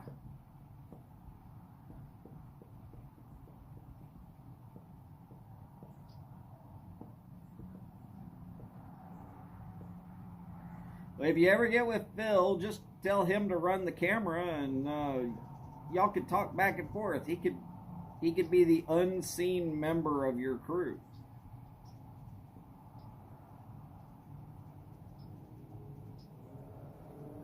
Something tells me if he can run a ham radio, he can probably run a video camera.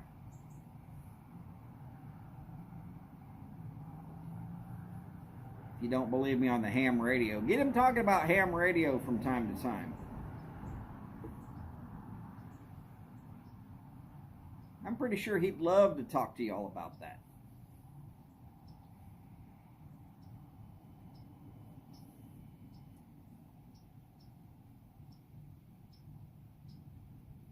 Actually fairly interesting if you get into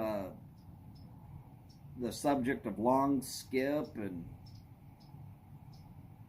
I don't know exactly what long skip truly is, but basically the signal bounces off of some sort of atmospheric interference and travels a whole lot farther than it should.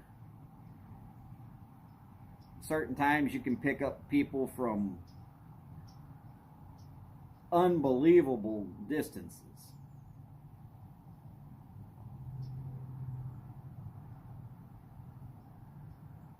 Well, why is that, Todd? Why are you beginning to wonder if you even exist?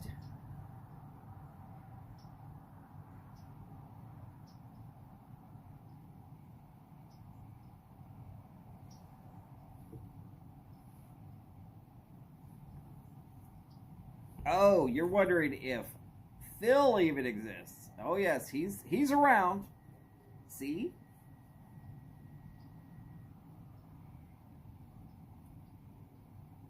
Look there, I started talking about him and he shows up as if by magic.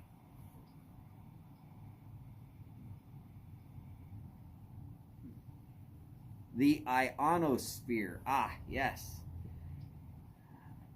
Like I said, I don't know enough about ham radio operations to do anything other than maybe give y'all wrong information. But a friend of mine who was into it for a while here in this area has talked to people in Colorado.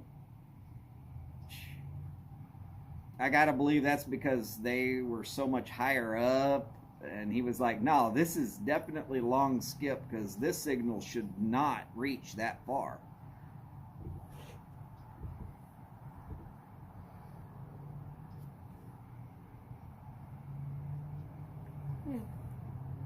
Is it still called long skip, or is that just a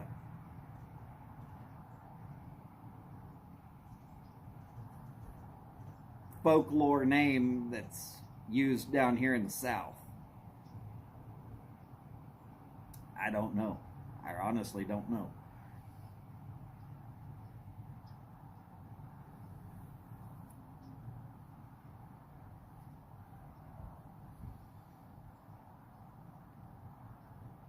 By the way, Phil, Martin wants everybody to share a certain video with a certain bird that was talking about windmills, which was also somewhat featured on The Blob.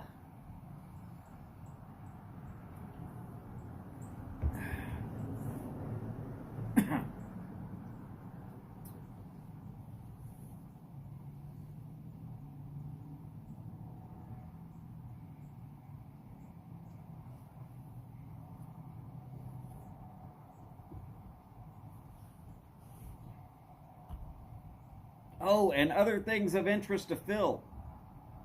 Treetop Piper's got a 500 sub GAW going on right now.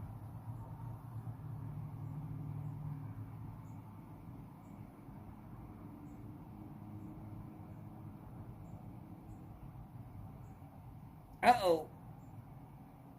Will this be one of those long 2 cup of coffee fact-checking expeditions, or will it be one of those much shorter ones?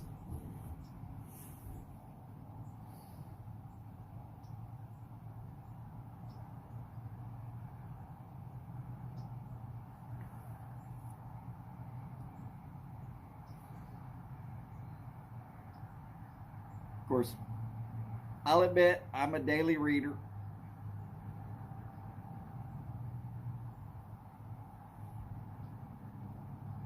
Treetop Piper, I think it was, Phil. He was featured in The Blob somewhere in this past week.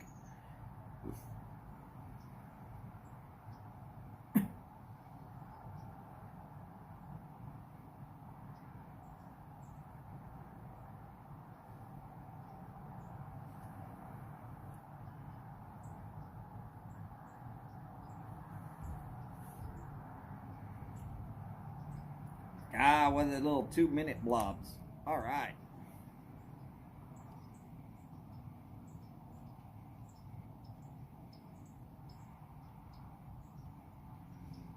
Oh, there was that one too, Boris. Yes, that one was that one was pretty hilarious.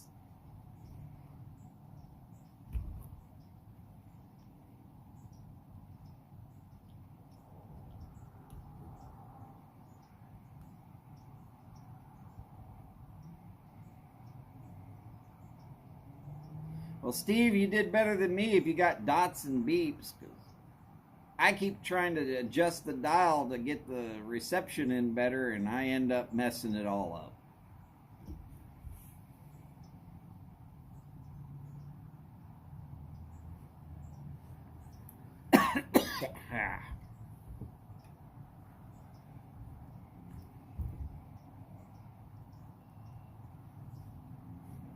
Been talking too much, not smoking enough.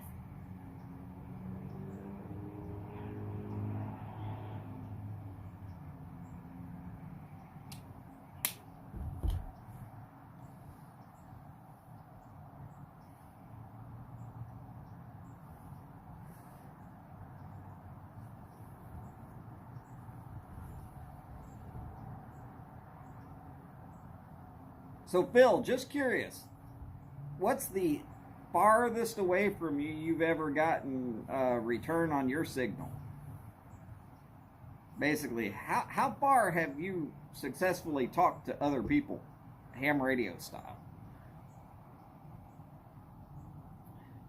I know via the internet you've talked to people from all over the world, but I'm pretty sure you're not hitting people in Australia from there in New York.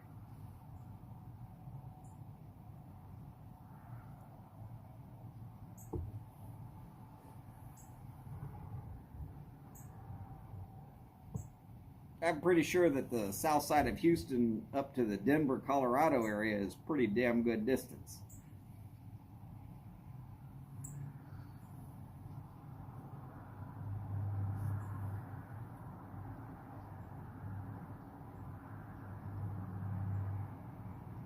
I mean, I don't have an exact number of how far that is, but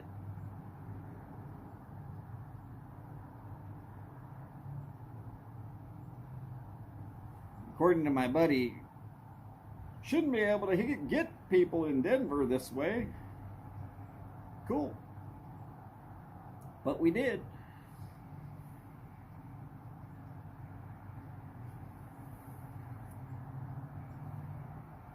Damn, Phil.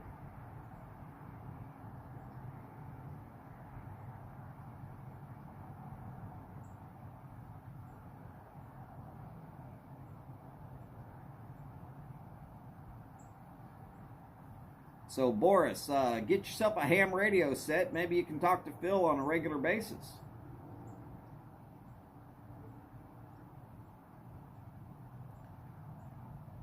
Of course, Phil gets up about the same time you're finally thinking about going to bed, so that might not be too effective.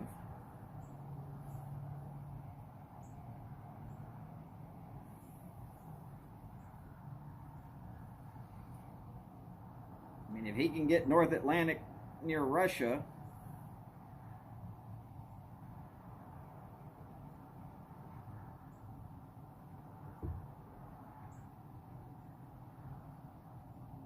well, Phil, I mean,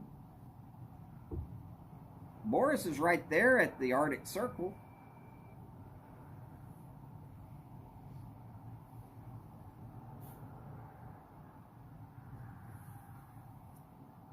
Mexico or Thailand? Wow. That is a hell of a reach there, Boris.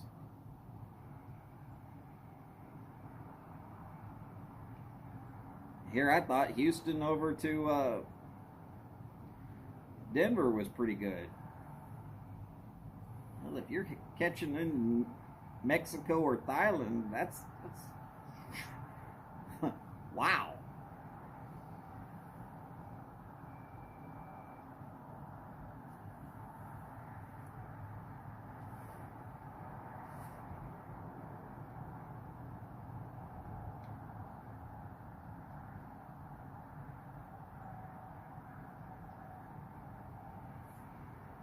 Signal bouncing all over the ionosphere.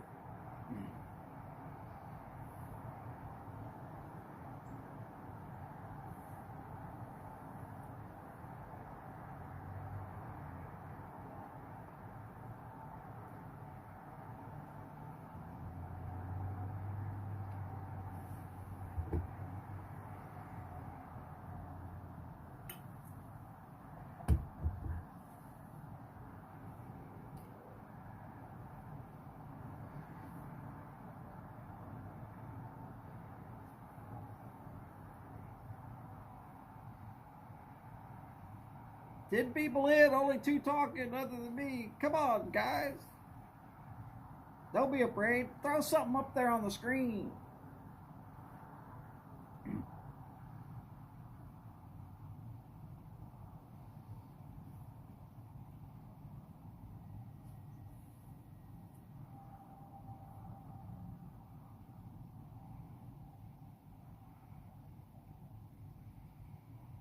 Of course, my buddy with his ham radio set, I mean, he was always trying to get farther and farther.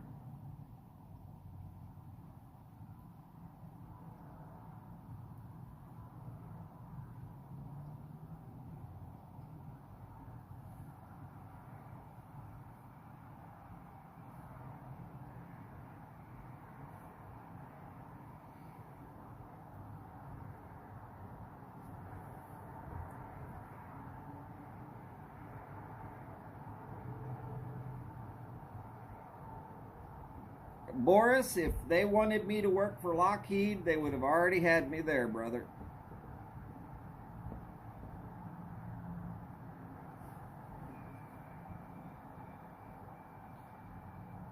I just don't have the engineering degree that they need for me to actually do something with anything like that.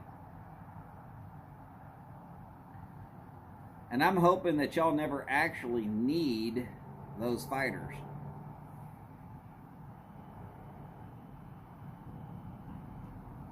Best case scenario, everybody just leaves Finland the fuck alone.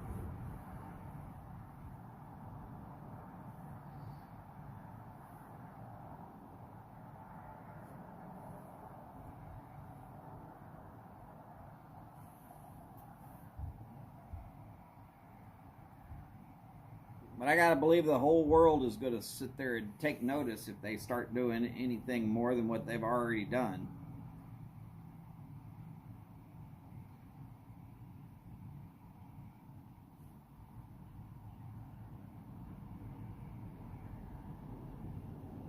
Ain't nothing good ever gonna happen from war.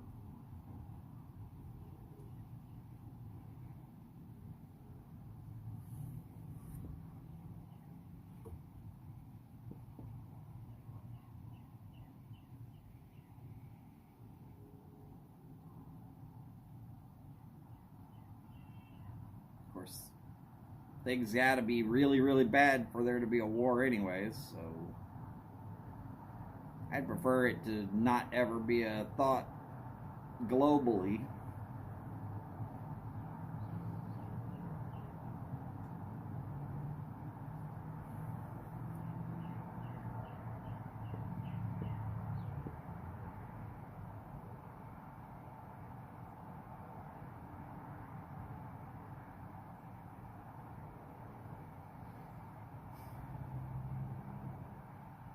Kind of a depressing subject, isn't it?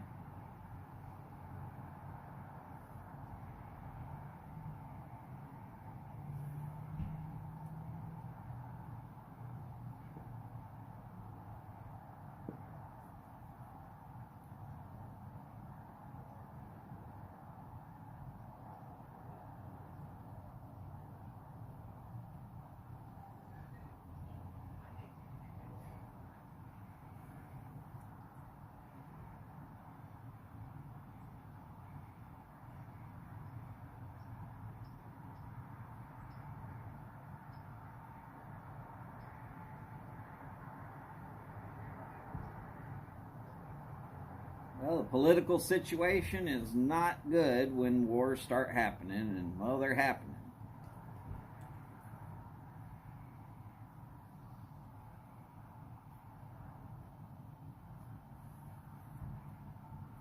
I'm right there with you, Steve.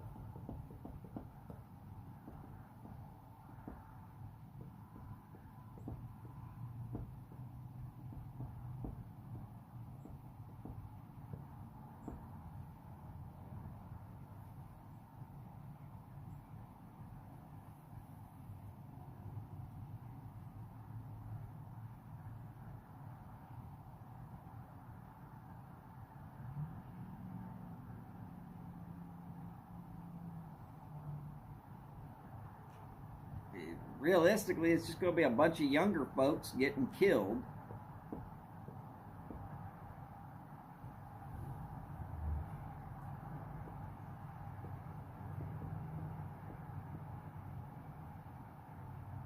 Never a good situation.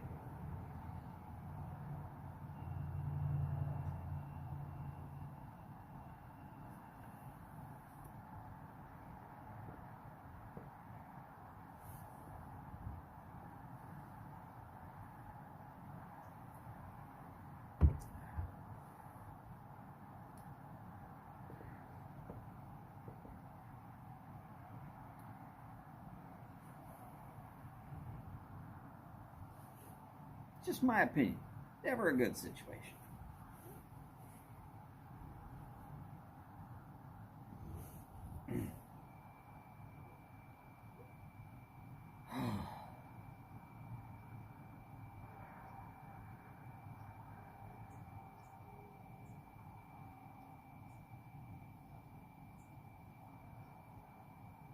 And there ain't nothing I can do about it.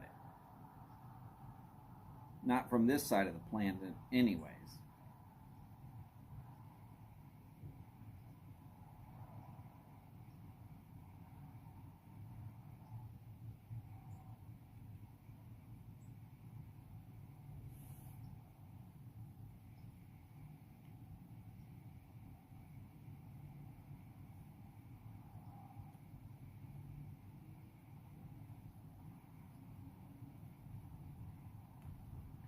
What can you say about it?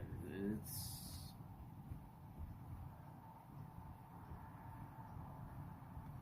somebody wants something, doesn't want to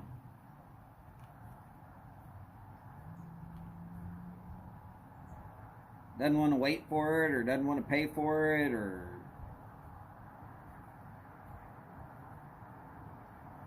that is true, Boris. That is very true.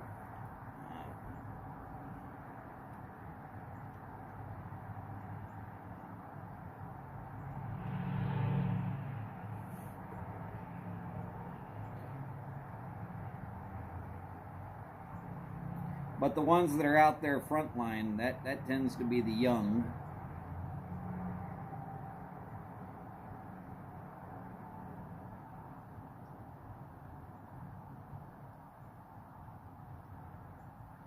I'm hoping that the situation does not evolve into World War III.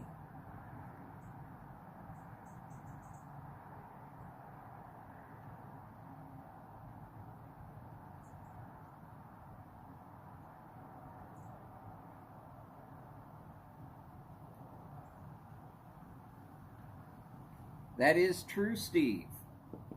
It has a threefold appearance as population control. One, it thins out the population that's already there. Two, tendencies are that a lot of young men that maybe would have a family will never have that. And then three, there's the lack of immediate resources afterwards, which tends to kill off just as many due to the poverty effects.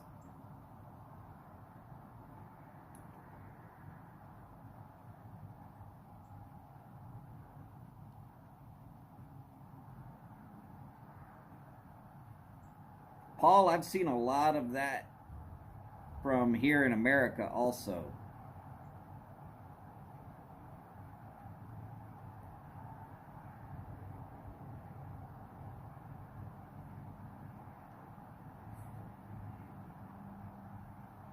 In the short term, I'm not sure that there's anything that can be done.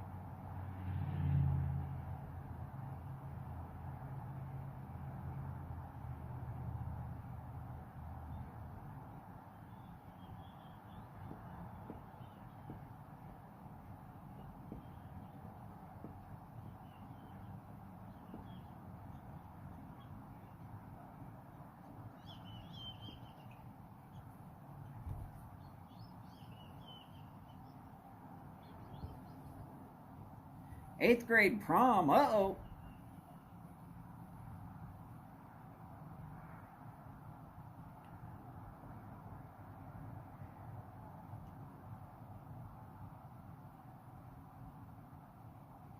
There you go, Cliff.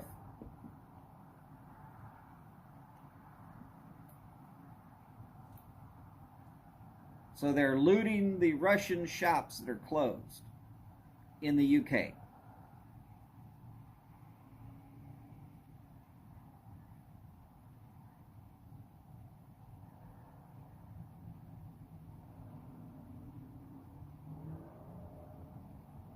I don't know if that's good or bad.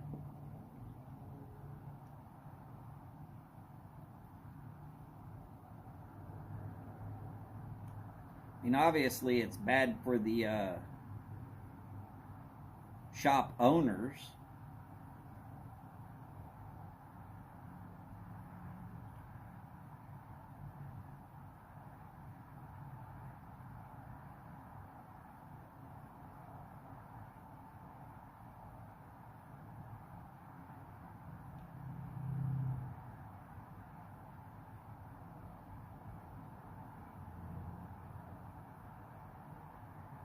I mean, you got to work your butt off to even get a shop up and running.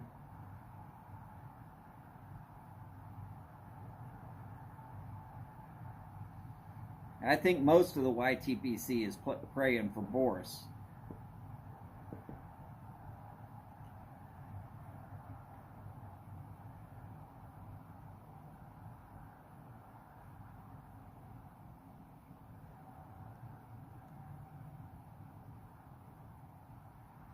Truth of it is, it's all about resources. going to be no way to convince me otherwise. If you look at the natural resources that are available in the Ukraine, you'll see that there are a lot of natural resources.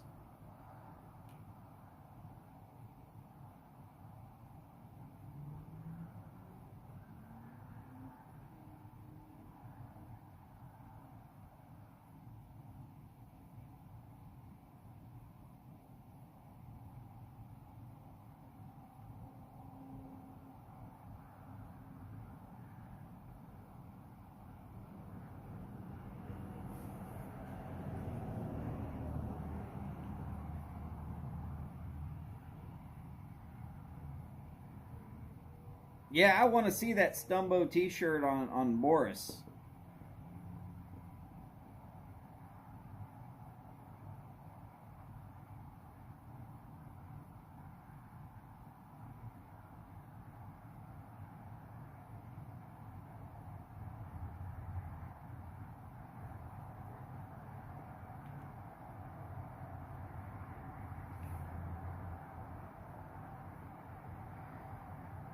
Yeah, Boris, I agree. He doesn't seem to much care for any kind of a government unless it's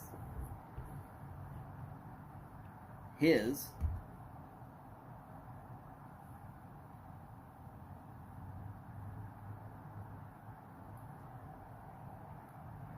Sure are right about that, Steve.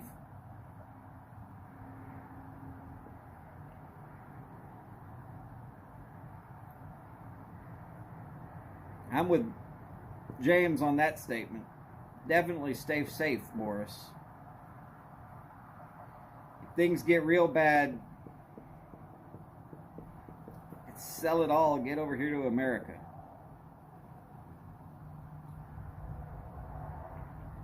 I don't know if that's even possible for you, but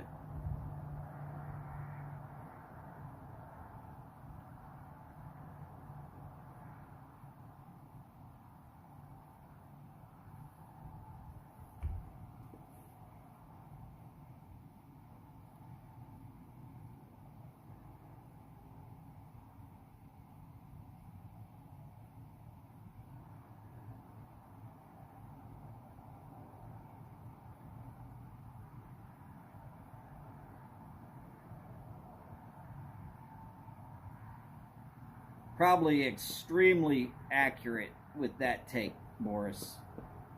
That's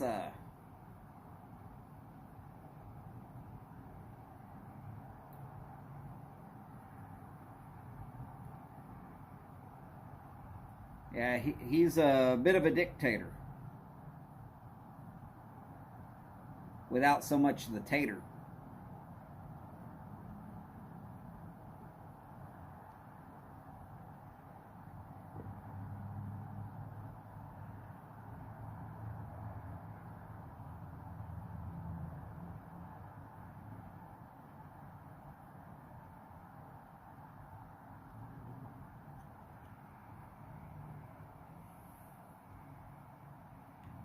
I know there might be some Russians out there that want to sit there and say, hey, it's not like that. Oh, that's just what the rest of the world is seeing right now. Any of y'all Russians who might be out there wanting to disagree with me, go ahead and speak up.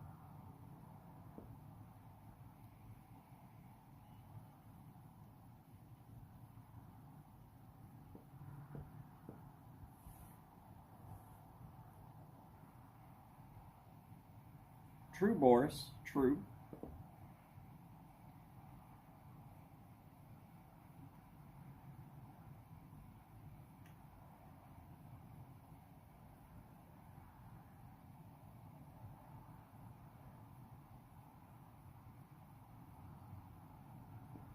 I already told Boris Texas would love to have him here, but I'm afraid that the heat would kill him.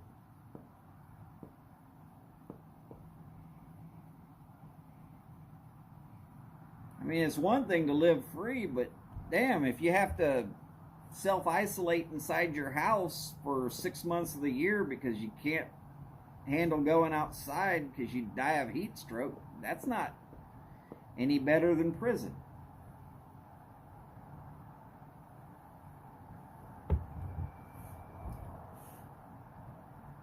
Actually, it's worse than prison because you'd have to pay for it. At least the prisoners aren't paying for it. And they're paying a different way, but still.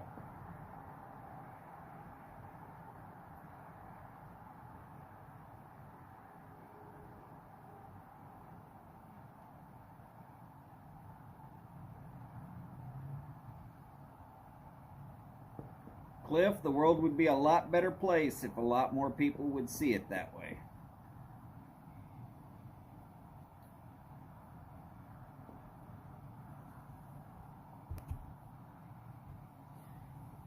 Oh, 10 minutes left. 10 minutes left. We should be hearing from Glum Chum Piper here before too much longer.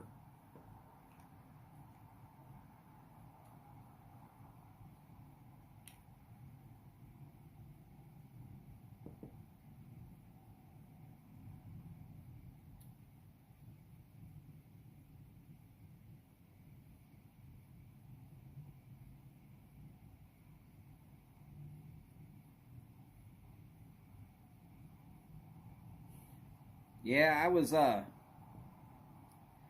reading a post by somebody who is Finnish,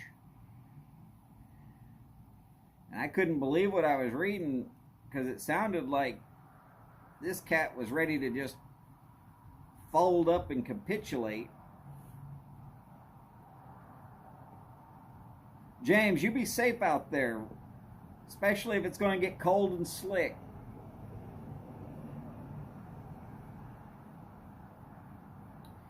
And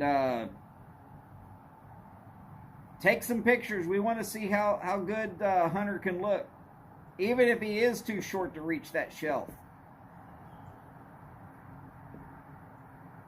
James, I want pics. I want pics. Maybe not that kind of pic, though.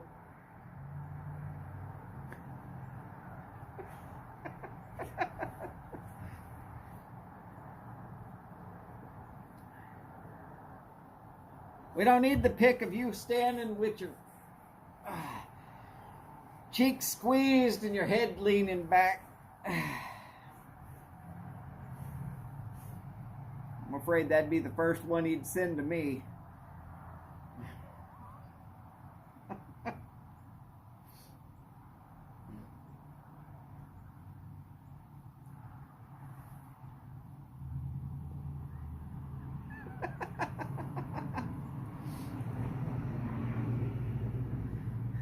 Don't worry, I'll put them out there on the internet so everybody's got to see them.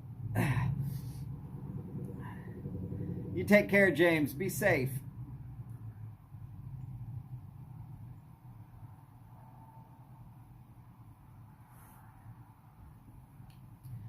Going to an 8th grade prom.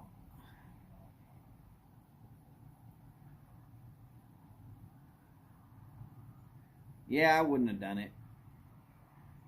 I was in 8th grade. I'd have been like, no. I was still too shy to talk to girls. Couldn't do it.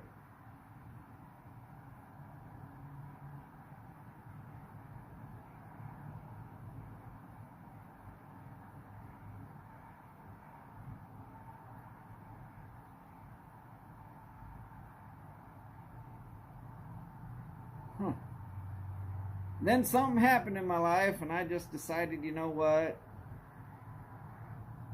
To hell with it. I can talk to anybody I damn well want to.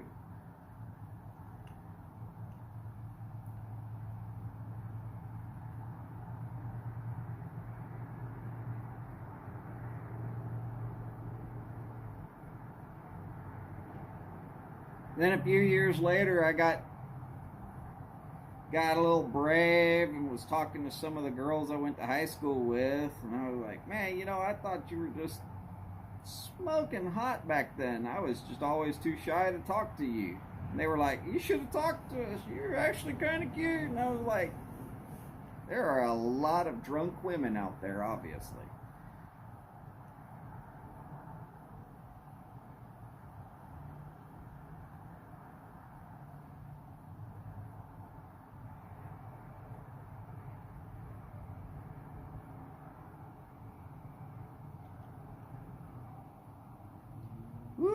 Ooh, Steve, that sounds like fun. All right, you take care. Don't eat too much.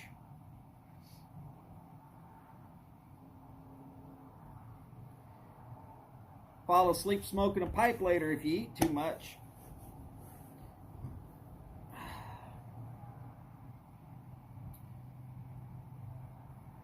And send our love to Kathy. Boris, I guess 8th grade prom is kind of like a high school prom, but for junior high kids. We divide it up into grade school, junior high, and high school here in the United States. Not sure that that actually makes any kind of a difference.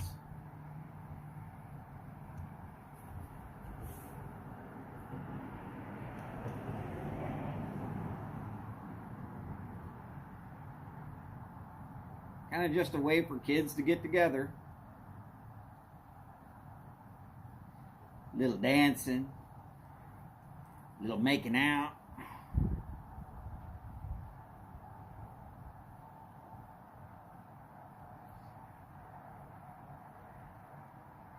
Little practicing on the pickup lines that you might be using later in life.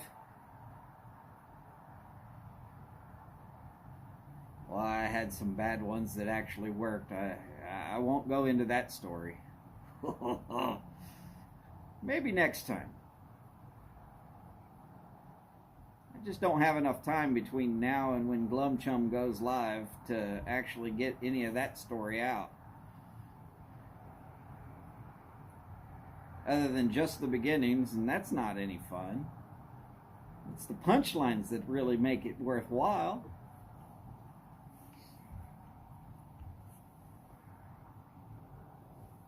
Nope, my cat's not coming over to me.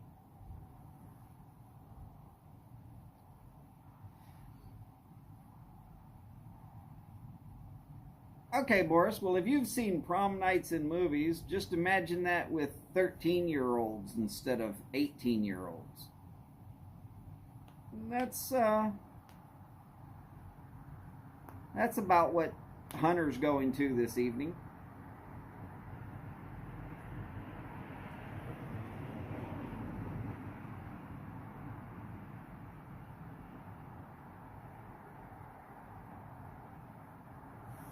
Pretty close anyways. Maybe not exactly, but pretty close.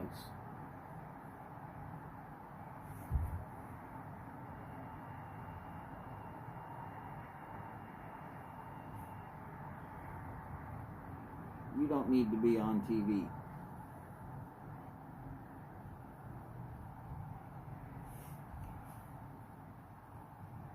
Sorry, my cat's staring at me like, hey, fat man. Get over here and let me in. He doesn't realize I'm almost out of here anyways.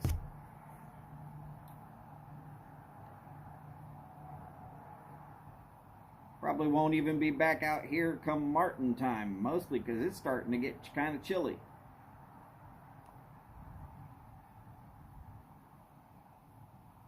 I've been out here for 2.5 hours. And it's starting to rain.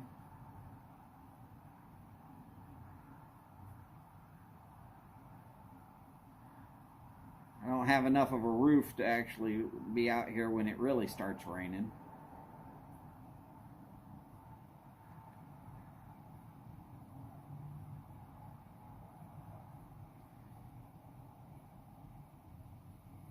Well, heck, we've covered damn near every topic that I could think of today. Luckily, we're right near the end. So y'all remember, Glum Chum's coming on here in just a minute. After Glum Chum is Cane Rod Piper. Somewhere near the end of Cane Rod's is Martin's Let Her Rip Friday show. That's must-watch TV, in case y'all don't know.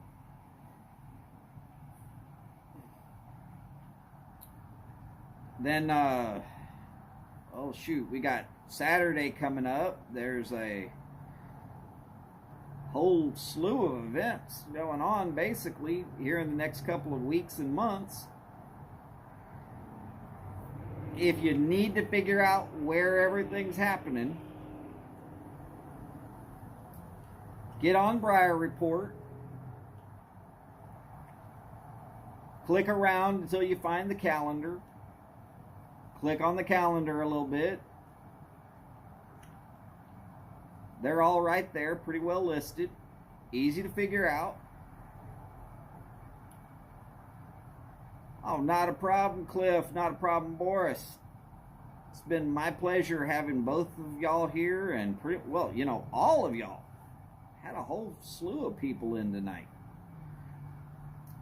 It's my pleasure to have y'all more than... I'm just worried about y'all putting up with me.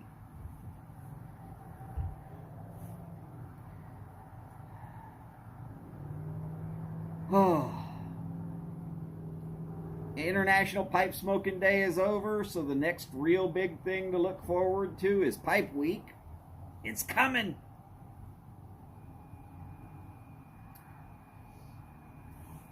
Hopefully, most all of us are still around. Actually, hopefully all of us are still around. As per normal, hey look, it's 5:30. Time for Glum Chum. So remember, take care of yourselves. Do the best you can with that. And then, take care of each other. As per always, remember, long lives, big bowls, and long ashes. Y'all take care. I'm going to call it an afternoon, and hopefully I get to see y'all more later this evening. Talk to y'all soon on Glum Chums. I'll see y'all soon. Bye for now.